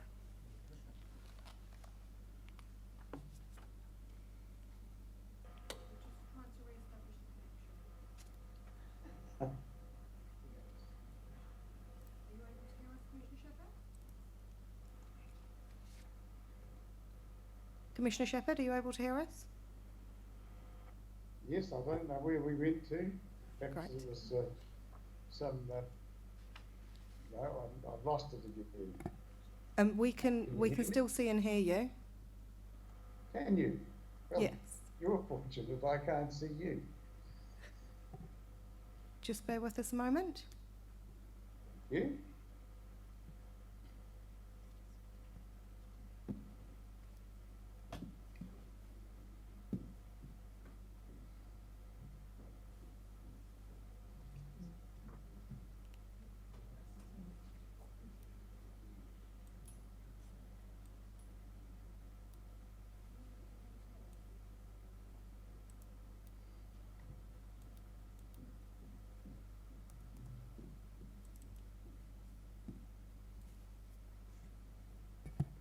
Are you able to see us yet? No, not yet. But I can hear you. So you can't be far off.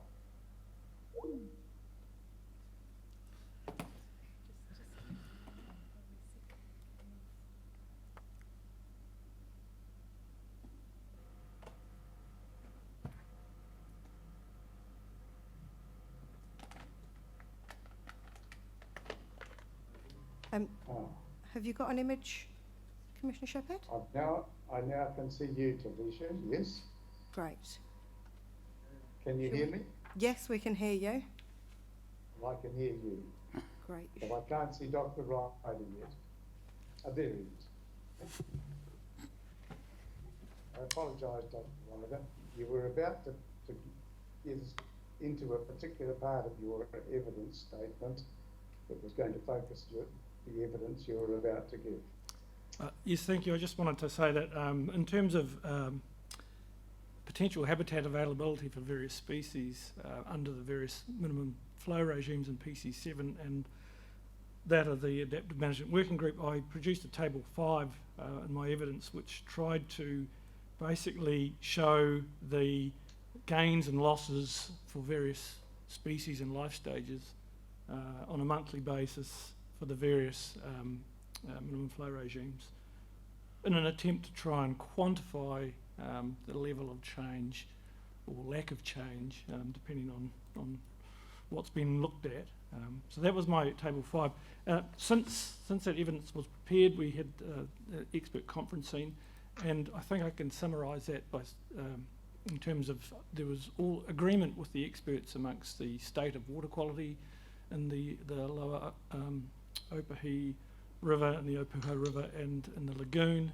The experts also agreed on the Adaptive Management Working Group's full availability monthly flow regime, and also with the level 1 flow regime for the Adaptive Management Working Group.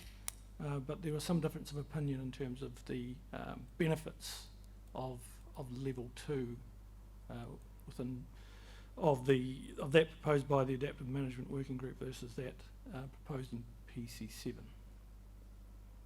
Happy to take questions on that.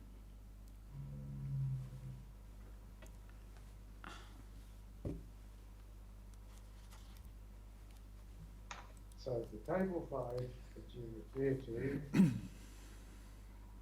is on page 20, and it's very gay in its colour. Yes. That's the one, is it? Yes, that's correct. Yeah? Ah.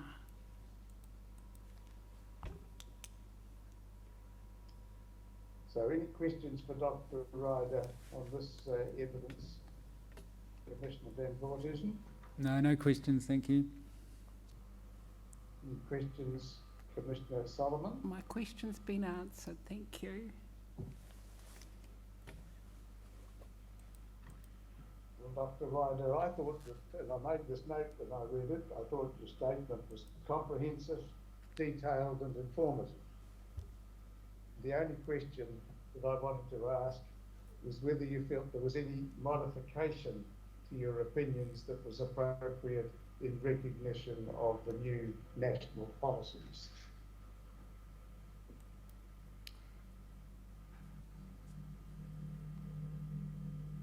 No, I don't think there are. The issue of habitat gains and losses is something that might come to mind in terms of protection of the ecosystem. And as you can see in that table 5, there are some range of gains and losses, swings and roundabouts, if you like, and unders and overs, whichever way you want to call it. But it's very difficult, in my view, to pull out a clear winner in some of these flow regimes, particularly when we're getting down to for example, the native fish, some benefit in terms of potential habitat and some don't benefit. So there's no clear-cut winners there. And you've got to remember that this in-stream habitat type approach it's an averaging game anyway. And you're talking about absolute minimum habitat at the minimum flow range, which isn't always in play. So these are worst case gains and losses. And as I say, I don't think there's any clear winner, except I do think the Adaptive Management Working Group's January and February flows for full availability is definitely an advantage compared to what's in PC7. Well, as ever, Dr. Wright, we benefit not only from your qualifications, but from your experience as well, and indeed your willingness to come and explain it to us. Thank you very much. Thank you.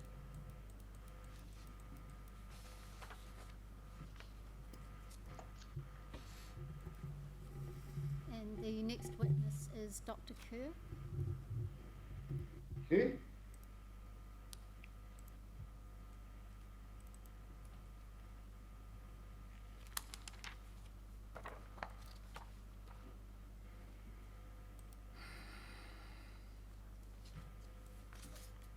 Good afternoon, Dr. Kerr. Good afternoon. We have had the opportunity to read the evidence statement that you provided for us, and we thank you for that.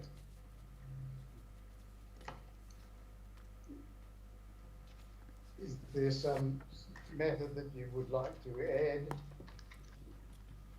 add orally before we go to questions? I'd just like to make a couple of comments on my main points, if that's okay.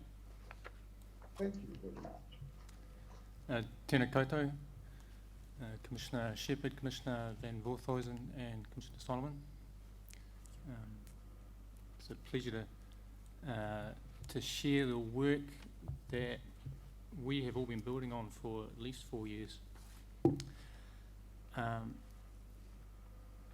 My evidence, I'm a hydrologist, a data analyst. I work for myself and have been working with the Adaptive Management Working Group for the last few years, and the evidence that I've presented is mainly about testing the various adaptive management regimes that have been proposed, the ones proposed by ECAN and the ones proposed by the Adaptive Management Working Group.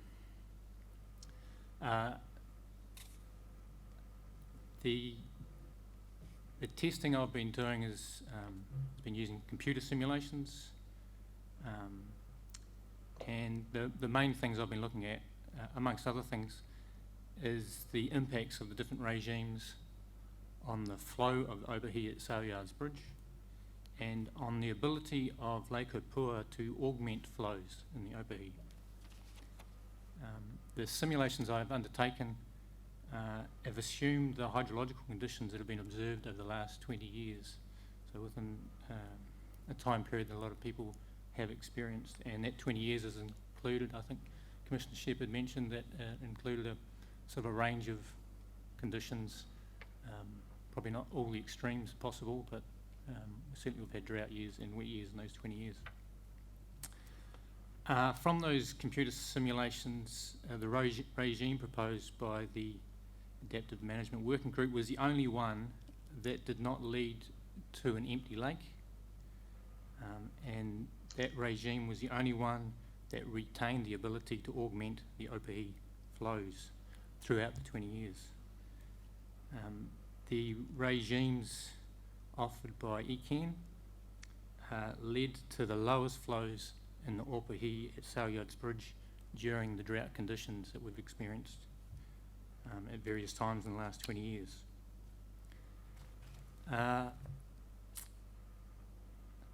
not the only person to have modelled these regimes. ECAN have also modelled them, and my reading of the Section 42A report, Appendix D6, indicates that their modelling has actually supported my findings as well, that it is only the AMWG alternative regime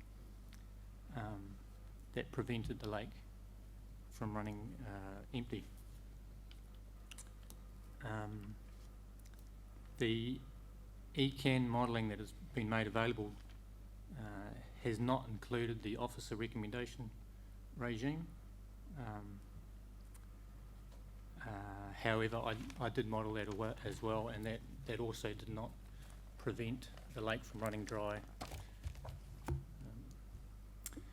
There's good reason for this, and that's the regime that we've proposed has been developed, I think a lot of people said, over a number of years, and the development process, and this is not really in my evidence, but it's worth noting just for context, has been an iterative process where we've put together a regime. I've tested it in various models. We've reviewed the results of those tests with the working group, which is a number of different people from various different stakeholders from their different points of view, and assessed what we liked and didn't like about it, and revised the regime and did it all again. And we've been repeating that process continually. And it didn't stop at our submission, we carried on, and then when ECAN provided their regime, we started including the modelling of their regime as well. So we had comparative models. We also took in consideration different criticisms of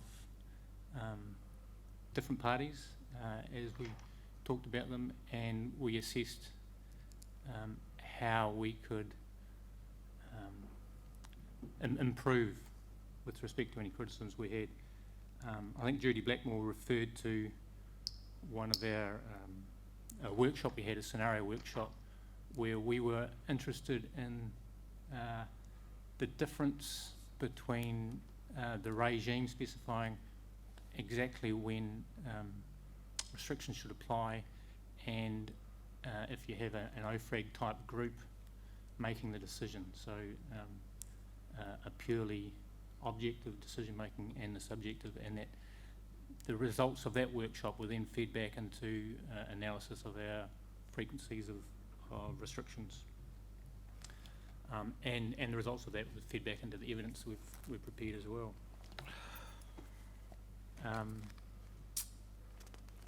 Now throughout the development, the primary objective that the working group has been working on is, and this has been discussed by previous people, Mark Webb particularly mentioned it, has been the ability to retain the ecological flows in the river during the dry years. That's sort of been the main thing. That's always been the main thing of managing the lake, is that if it is a dry year, even at the end of the year, there's still water enough to be able to augment the flows so that there is no loss of connectivity, and in fact no loss of below the ecological flows that Dr. Ryder has mentioned.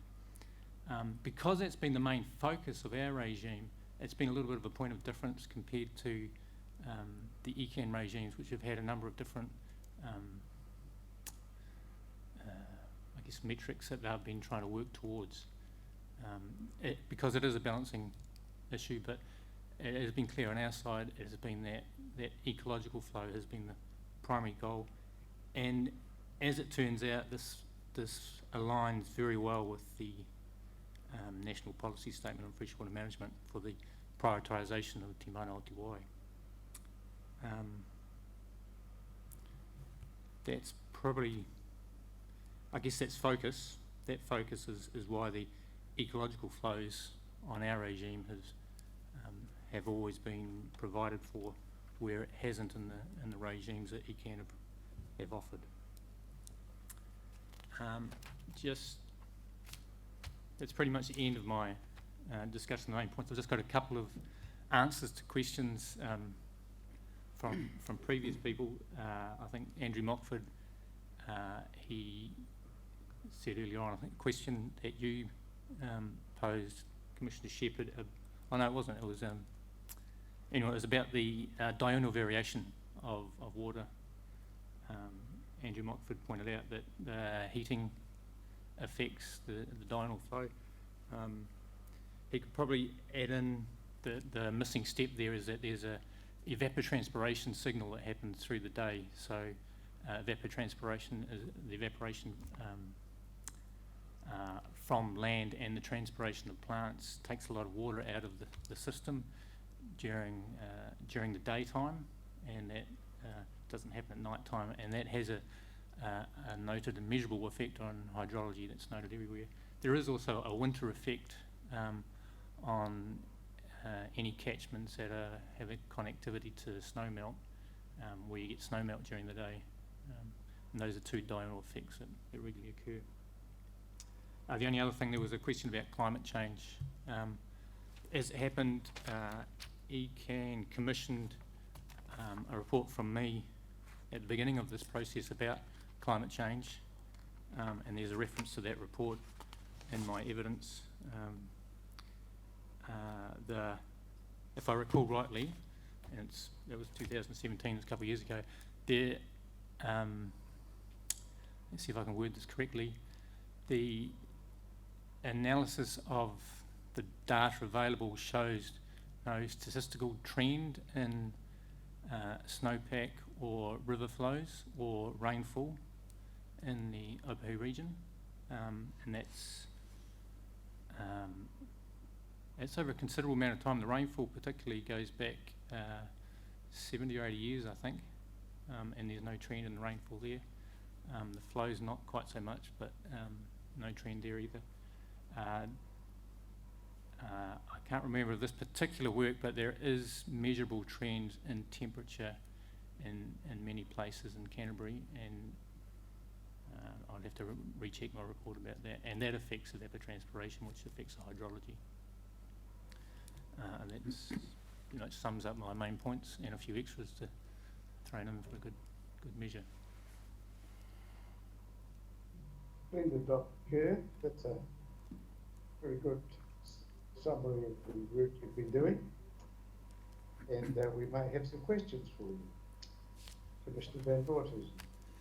Yes, good afternoon. Thanks for that explanation of the diurnal variation. I can certainly understand those two factors. Just in terms of your evidence in chief, paragraph 6.3.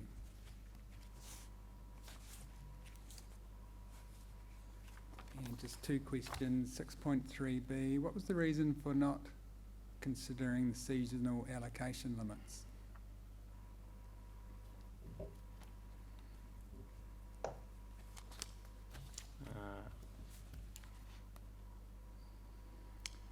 I think it's the beginning of 6.3, pragmatism. Just makes it easier. Would that have had any material effects on the results?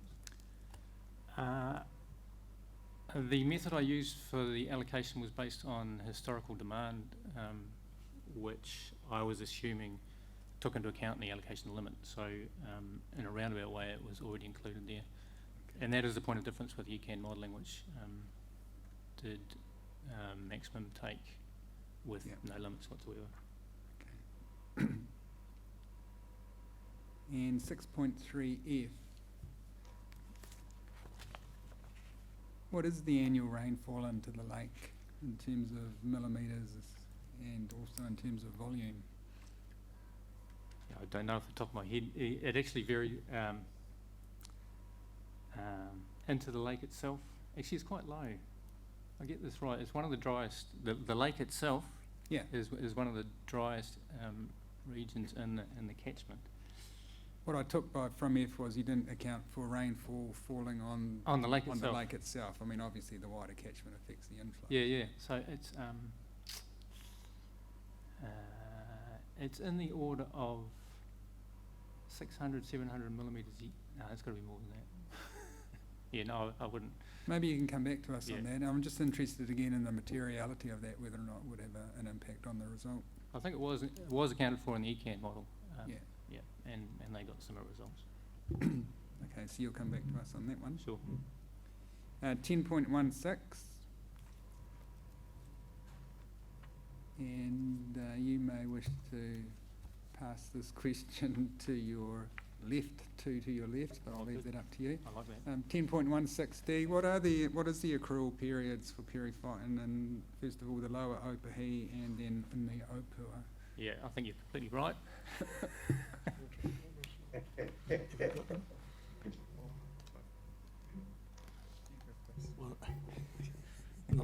No, I don't want to go first because I don't have the numbers on top of my head, sir, but I'm happy for you to come. There's a bit of homework to do, so I'm happy for you to go. The information does exist, though. Yeah, if you could just look it up and let us. I'm just curious about that.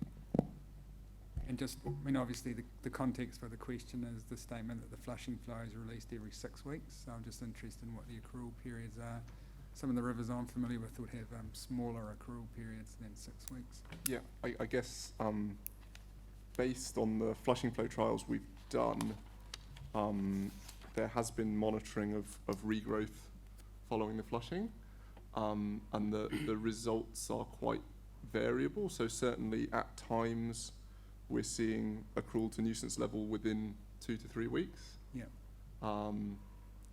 That's kind of the faster end of the spectrum. Mm-hmm. At other times, it may never regrow to nuisance levels until the next season, kind of thing. So I guess the one thing, the clearest thing we've learned from 4 or more years of continuous periphyton monitoring now at 4 sites in the river is that the patterns vary significantly year to year and season to season, and it's very difficult to put a single number on accrual times. Sure. No, thank you. That's useful information just in its own right. 10.24.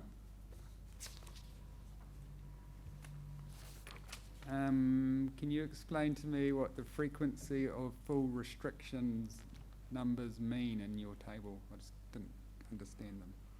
So it's the 1 in 8 did not occur and 1 in 62. What do those numbers relate to? So just 1/8 of the time. They were full restrictions, 1/62 of the time. Does that make sense? No. What's the 8? 1 in... So 1/8, doesn't matter whatever Of time what period you though? take, 1/8 of that time. So if it's a year, then 1/8 of the year.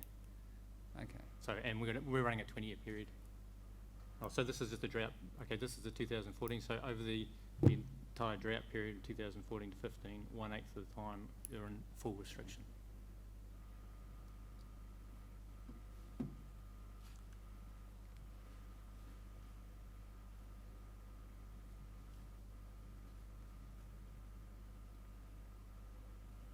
So it's proportion of time that full restrictions were in force. Yep.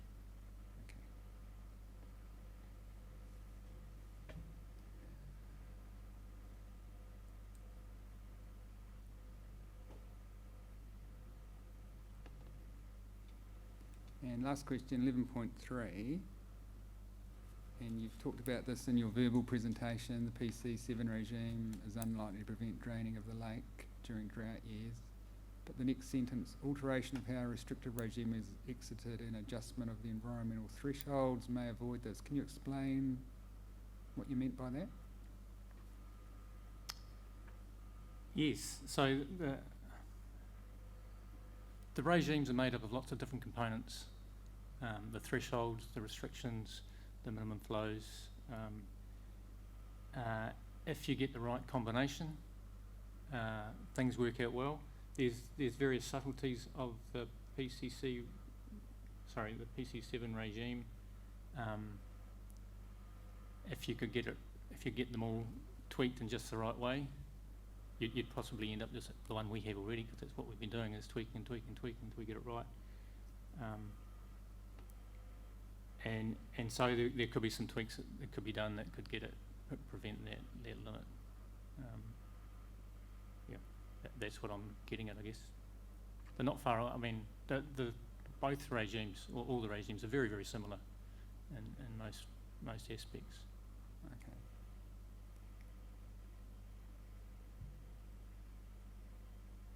Okay. This actually refers to two specific points. Now that I read the second sentence, the PC7 regime requires at the beginning of the month that 2 of the thresholds have been crossed, and I think I do talk about this in my update as well. If it is distinctly possible for the lake to be drawn down and to be very low, and there to be a fresh in the inflows, which means there's no longer 2 thresholds that are crossed, so the PC7 regime will force you out of this restrictive regime. in which case you go back onto full allocation and the lake gets pulled down further. That I note that did occur on several occasions, that then led to the lake being dried completely. The other point that I'm specifically talking about is the level of the thresholds. If you have the thresholds at the correct level, you'll enter a regime early enough so that you never get to the state of a empty lake. Optimising that threshold is can only really be done through trial and error through computer simulations. That's the only way I can think you can do it. If you have the thresholds too low, you'll end up draining the lake sort of beyond the point of no return before you go into a restricted regime. Of course, the opposite of that, if you have the thresholds at the other extreme, you're forever going to a restricted regime, which is just annoying for everybody. And in fact, that's the officer's recommendation ends up in that circumstance at the end of the irrigation season. All right, thanks very much. Commissioner Solomon? Yes, I just have a couple of questions. It's probably asking a different way from the last question, and I refer to your paragraph 3.4, Mr. Kerr. From the three versions, PC7, Section 42A and AMWG regimes, your evidence says that the AMWG version is least likely to drain the lake. What factors in that regime could drain the lake? And I guess you've answered that, haven't you? What factors in the AMWG regime could drain the lake? You've said it's least likely to. It's less there must be a chance to. No, that's a good point. And I have thought about that, what it would take to drain the lake. So there is a sort of play-off with the natural world in that it often rains just at the right time. So if the drought was long enough, the lake would eventually drain and would be in a circumstances where what comes into the lake is released out of the lake, and you wouldn't be able to augment the flows at all. So it could still possibly happen if you had an even greater length of drought than we experienced in the last 20 years. And certainly there have been larger droughts in the past 50 years. So it would be like an exceptional circumstance? Yes. So how often do those exceptional circumstances come about? That's a very good question. I haven't done the analysis of the full last 100 years to see how often that would happen. I don't know if that analysis... So did you not do the analysis when you did the climate change investigations? No, I didn't. I was looking at the... I was not running this model at that time, no. Okay. And just at your paragraph 7.5, I think it is, you talk about OFRAG, or the Flow Release Advisory Group, organising a stakeholder...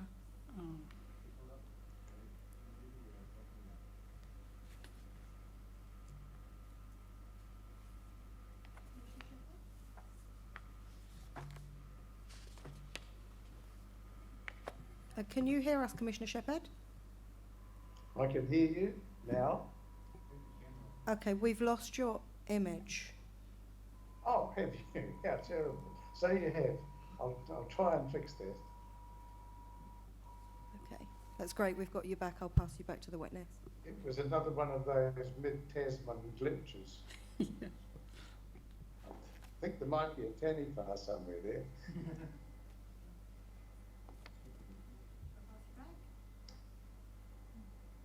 Sorry for the interruption, Commissioner Solomon. Just at Mr. Kerr's 7.5 paragraph, I was just asking him about the OFRAG initiated stakeholder consultation group, and who was on that group representing cultural values?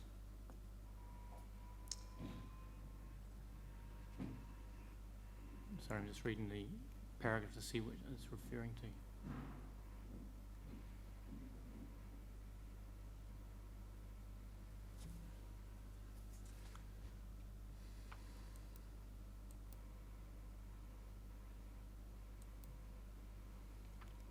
So I believe OFRAG more generally has included a representative from Arawhanua. And this particular paragraph is not referencing it, but if you're referring to the time that we tested the subjective decision making, there was not a representative from Arawhanua at that workshop. So I also go down to your paragraph 7.7 where it talks about a proxy for a stakeholder group. Was there cultural representation on the proxy stakeholder group?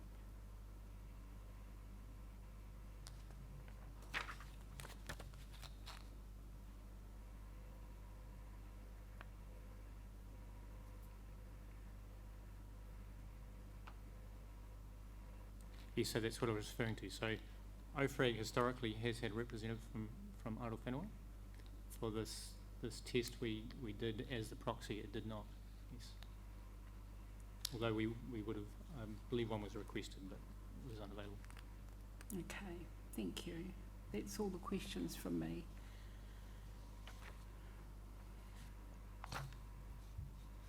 Would you go back to 7.1, please, Dr. Kerr? Certainly.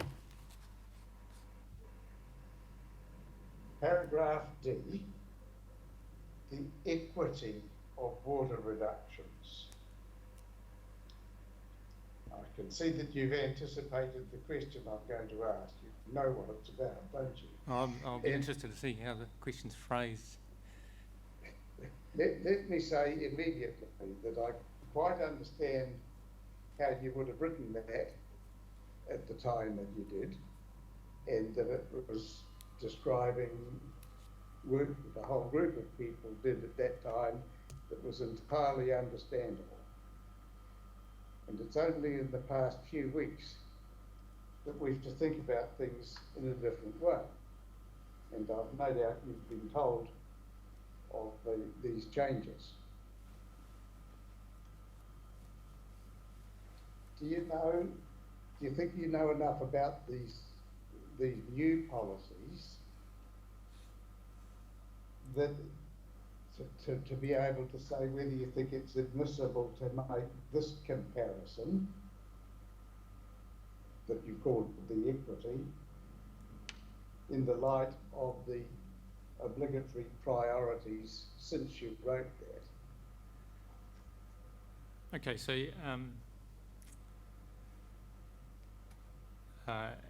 the question is whether it's valid to include a measure of a flow regime based on the equity of the water that's going to the change in water that has been, I guess, provided to the river compared to the water provided to the abstractors. Correct. Yeah, right. I guess my answer to that is that in comparing the regimes, I needed a series of metrics that covered a full range of different concerns and interests. Those ranges, those metrics included sort of more directly applied issues like the availability of water for abstraction. It included the primary, and I've reiterated that several times, the primary measure was the ecological flows and the connectivity, but it was necessary to also consider issues like the frequency of the regimes and the equity, how much water was, the balance of water going to abstractors and under the restricted regime to the river. So it was it's certainly valid to consider all these things. The prioritisation, as it turned out, under the MPSFM is aligned perfectly with what we were doing, which was the ecological flows. And I don't see as that being with the new MPS, I don't think there's a reason to withdraw measures of other values as well. So were you working on the basis that that what had to be done was that the health of the river got first dibs, and it was only when that was fully provided that there was any consideration of anything in the second priority or the third priority? Was that how you were doing it? Not quite. We were looking at all the different metrics, but the most important one that absolutely had to be covered was the ecological flows and connectivity. And then we look at all the other ones and see how they all matched up and whether they were improvement. And this is necessary to compare one regime with the other to see which was, if a regime was better in one regard to the other. I understand that. I understand that you've compared a lot of different choices. The question is, which of them supports what's now being asked for by the AMWG? Yes, and I think it's clear that the connectivity, ecological flows, which were our priorities, and they do. Yeah. So you don't see a need to modify any of your conclusions in the light of the new national policy? No. In fact, right. Yeah. No. That's been. Well, I just needed to know what your answer was, Mr. Peer, and thank you very much for all the work that you've done. This is the easiest part, sitting here and answering my questions. Thank you kindly for your time.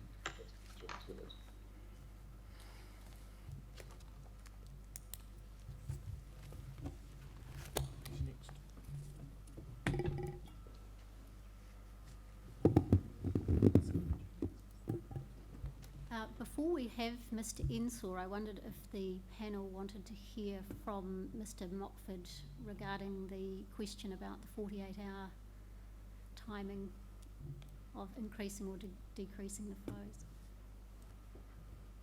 Yes? Sure.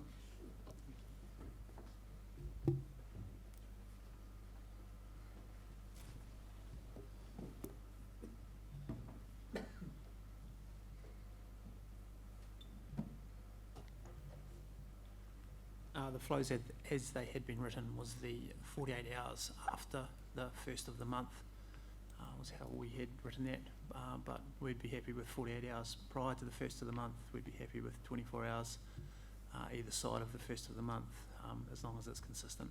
Yeah.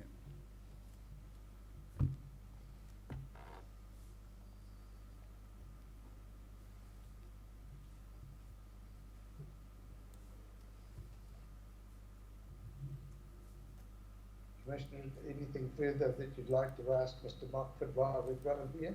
No, not in terms of that, thank you. Right, very good. Thank you again, Mr. Mockford.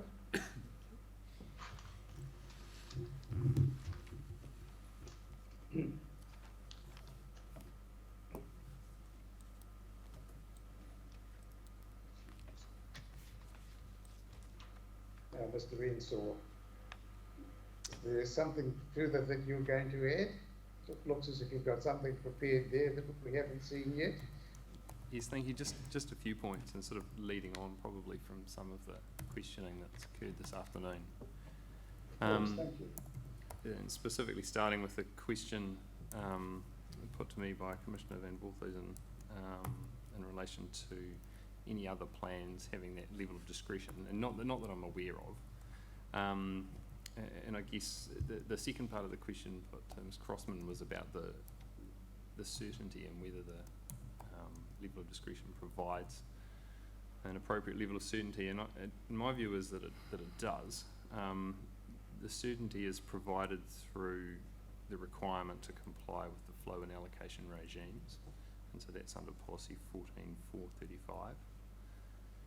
The alternative management regime may be entered into, so there's an option to or otherwise, through a resource consent process.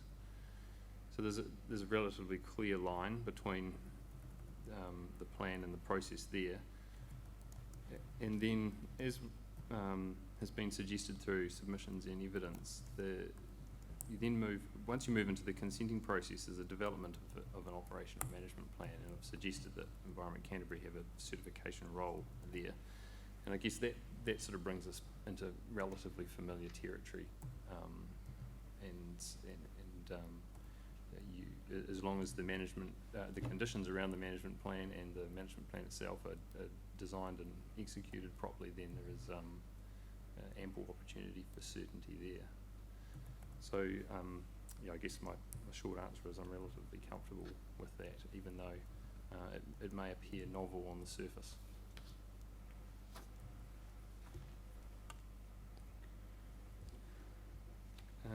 The only other points, it's just sort of feeding on from Dr. Kerr's evidence and the like, is that any solution, flow and allocation solution, needs to be considered and evaluated under section 32 of the RMA, and I've expressed in my evidence that I feel the adaptive management working group regime is the most appropriate way to achieve the relevant objectives.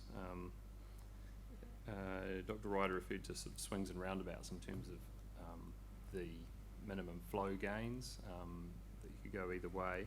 And I guess the point I'd like to highlight is that a potential loss in minimum flow at some point through dropping a restriction level, it may look on the surface like a loss to the river, but it can also be viewed as a gain, given the fact that it is preserving storage for later in a season, in a dry season, and the focus on connectivity and maintaining that flow, and at least what we've seen in sort of the 20-year modelling period is what has been a key challenge there, which the adaptive management working group regime, in my view, meets. And there's been some discussion about the consenting versus plan regime, and I guess based on the significant work that's gone into this process to date, my sort of opinion is that a planned version is preferable, rather than potentially sort of revisiting some of these issues at a later consent stage. But it doesn't. If the consenting process was favoured, it would need to be wrapped up in some clear guidance to minimise that reinvention of the wheel. So that's the only points I wanted to sort of highlight there. Thank you, Mr. Ensor. Questions, Commissioner Van Voorthuizen? Yeah, thank you. I just want to clarify what's still being sought. So I take it from your evidence and the track changes at the end of it that your AMWG is still seeking tables 14V Romans 1 through 3 as per in the original submission. Yes, that would be right. I'm pretty That sure. was on pages 37 and 38 of the original submission. Sorry. Remind myself exactly what 1 through it actually says.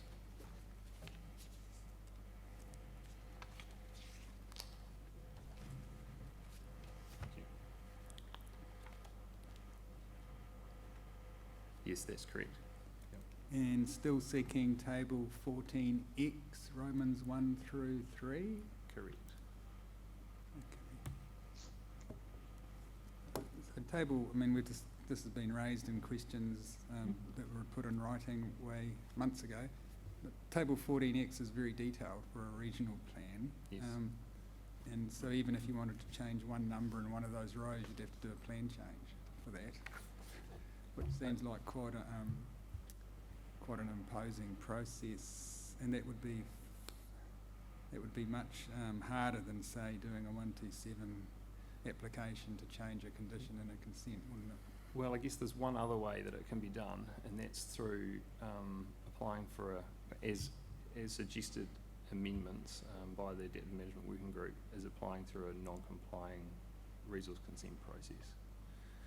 So recognising that there may be changes in knowledge and I guess value recognition, there would be an opportunity to change that through a consent process, and that's, I guess, one of the key rationale around a shift from Rule 14.530 being from prohibited to non-complying, just to enable that, leave that door open, I guess. So, yeah, I mean, for the next 10 or so years, the life of the plan.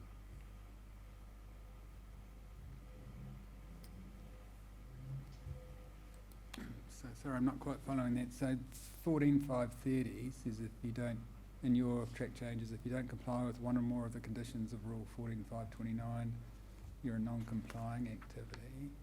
So which of those conditions in 14.529 refers to tables 14X?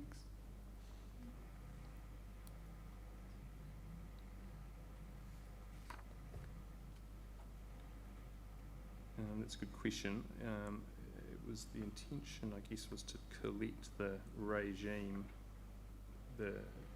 having X as part of the overall regime, alternative flow and allocation regime, outlined through table 14V.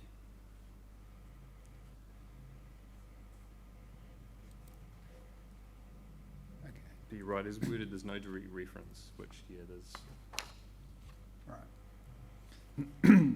Okay. So now just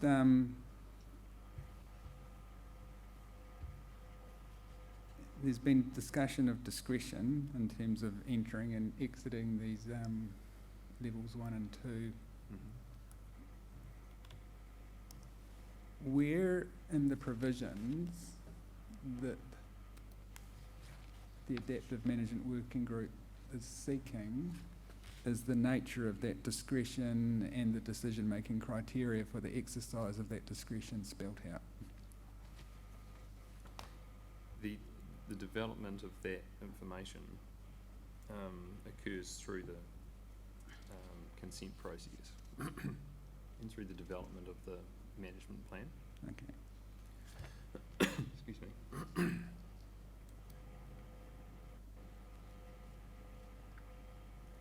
So that would be 14.529 condition 3. Yeah.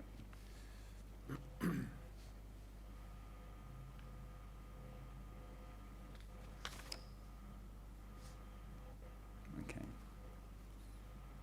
Now just note, Mr. Ensor, in terms of the opening legal submissions, paragraph 31, Council said that you remain willing to participate in further caucusing with ECAN to flesh out some provisions in terms of implementing a resource consenting route as opposed to having table 14X and 14V 1 through 3 in the plan itself.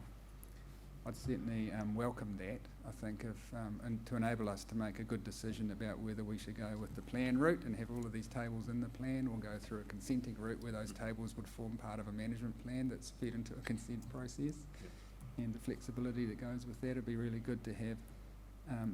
If we can get agreement between the reporting officers and yourself on what that resource consenting regime would look like in terms of wording, that would be helpful for us. So if you're still willing to participate in that kind of discussion with the officers, I'd certainly appreciate that. Yeah, absolutely.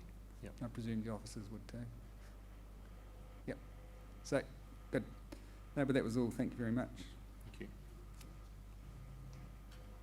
Commissioner Solomon?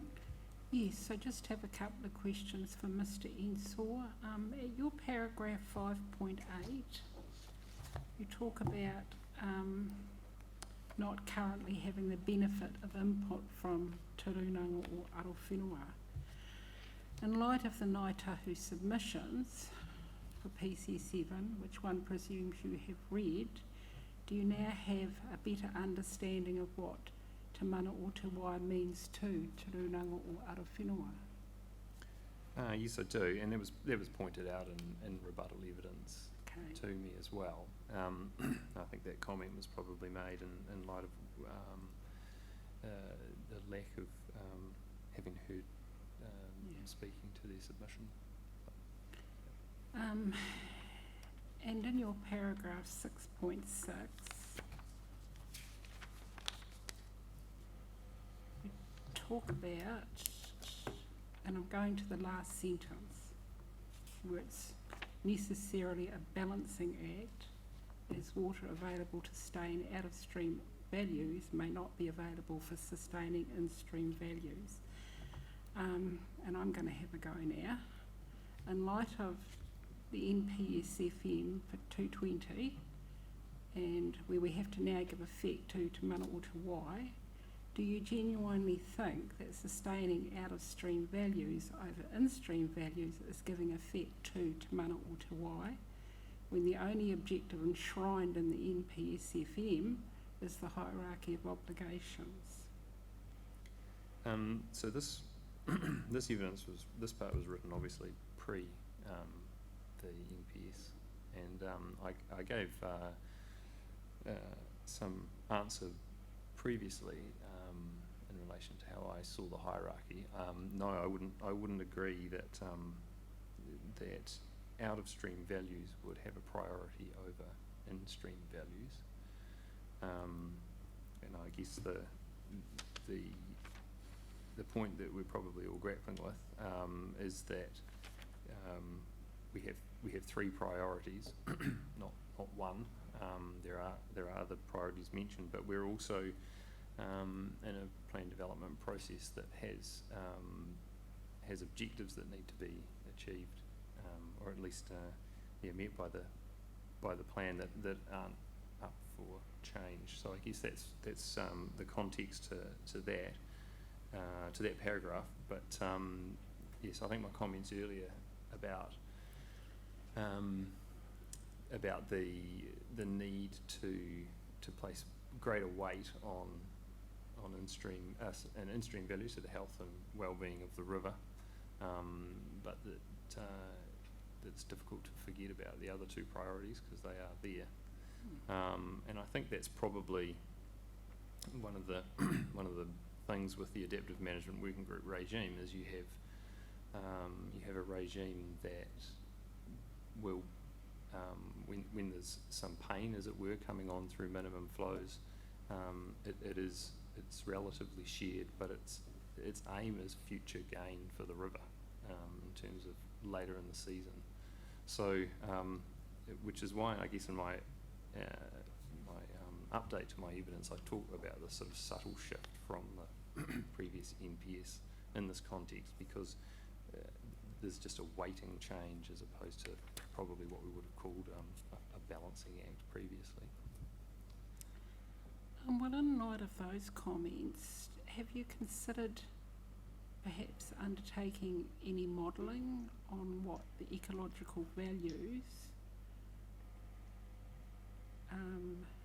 will be with the AMWG regime? I suppose you have, haven't you? You've done some modelling.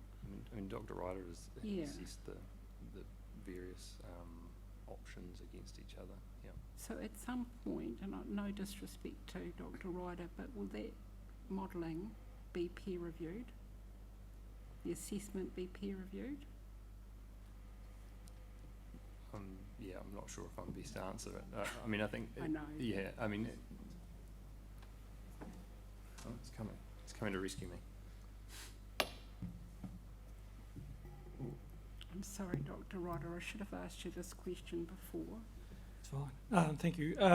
Yes, it has been peer reviewed by an independent freshwater ecologist with the expertise in stream habitat assessments. It's not that I doubt your expertise, but I'd just like to have other experts' peer review? It was internally peer reviewed. Well, the peer review was undertaken by Dr. Jowett, Okay. who does a lot of this sort of work around the country. He's probably the leading in-stream habitat person going.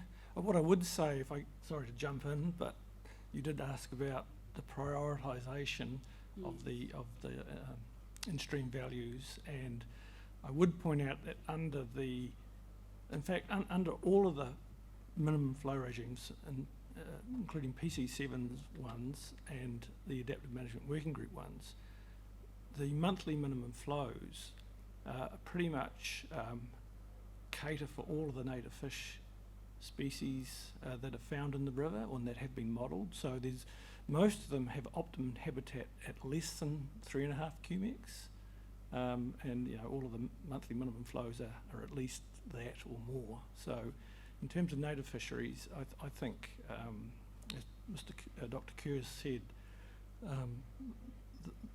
the minimum flow regimes do provide for the river first. Yes. I remember reading the COMAR report, and it recommended a flow of 1.6 metres to protect native fish, so 3 cumecs is definitely going to do it.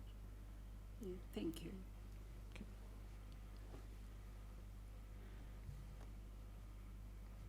That's all from me. Thank you, Mr. Ensor. Mr. Ensor, I'm not going to go over the question of the NPS priorities. You'll be delighted to hear. But I do have a question. In fact, I had a similar question of a different kind arising out of 2 paragraphs in your original evidence. Would you mind going to 6.45?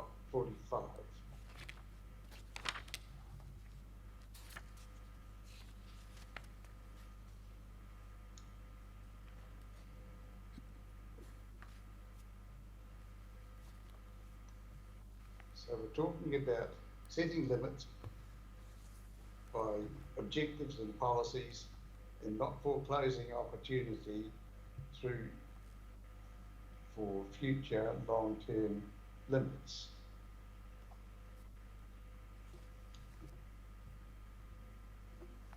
Yes, thank you.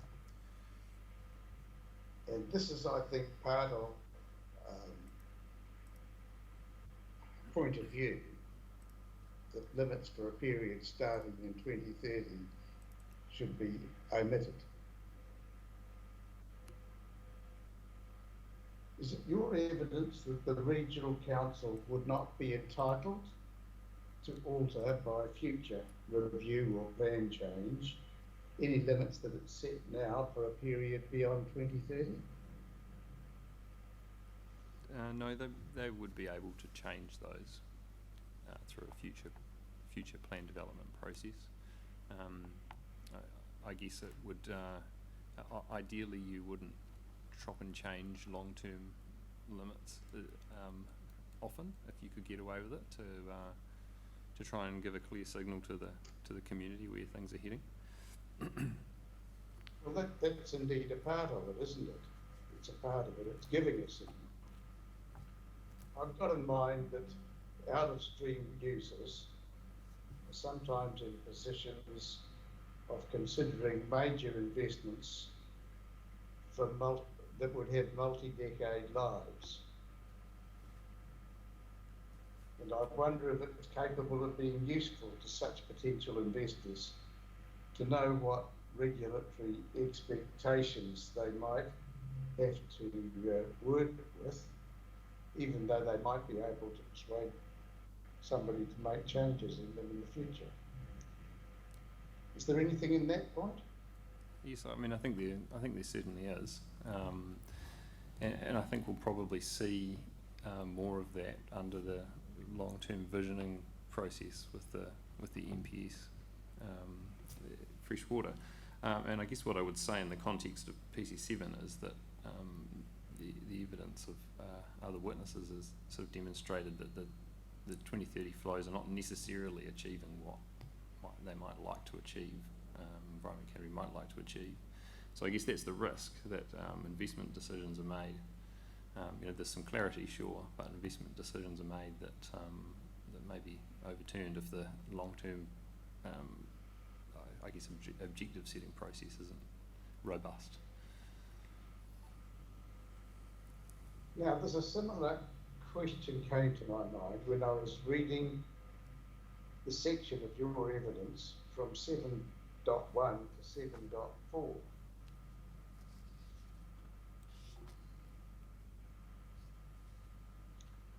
And I'm just giving you the context because we're running out of time and I do want to ask the question.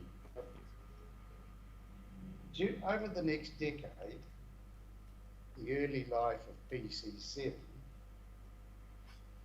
major changes to legal and environmental conditions may be expected, I'm suggesting.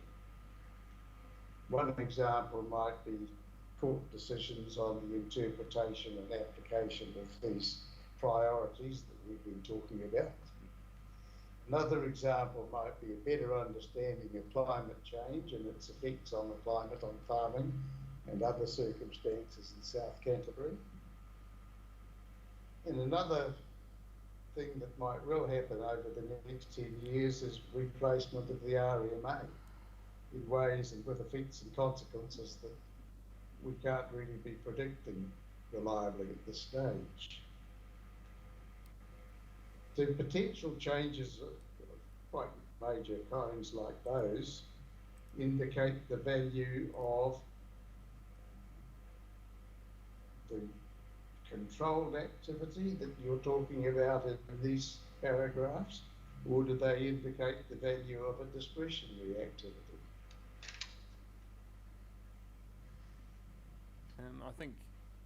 I think if you're taking a longer term view, thinking that maybe Opuha Water would replace its consent in the next 8 years, I guess, rather than the next 2, then maybe there is some merit in having the ability to decline the consent, for example, or at least a wider consideration of matters. I think if there's a little bit of water to go under the bridge, I think, before we get any certainty out of RMA reform. But I guess, and probably a few years, maybe at least, until we get even the NPS fresh water nailed down potentially. Maybe I'm being a bit cynical, but I feel that in a short term, the controlled activity status is probably okay as long as the detail is there in the plan. If the detail is not there in the plan, then the discretion is required through the consenting process to make sure that all appropriate matters are factored in. So that's not really a yes or a no, I don't think, but yeah, I think in certain circumstances that discretion is certainly warranted. Well, thank you again, Mr. Ensor. Perhaps we'll see you later in the week, but as always, we're glad to see you come and give us your opinions. Thank you kindly. Thank you.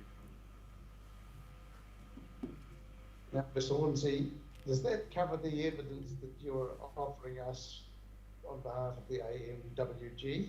Yes, it does. Thank you. And are you going to be with us again in the morning? Yes, I am. For flow and allocation, so that insofar as I might have had some questions to go over with you of a legal kind, it might be better if we left them to then, and so we can conclude the hearing for the day now. Is that convenient with you? Yes, it certainly is. Thank you. Yes, very well. Well, thank you for all of the helpful contributions that we've had on behalf of the AMWG. And I'll adjourn the hearing now until 10 o'clock tomorrow morning.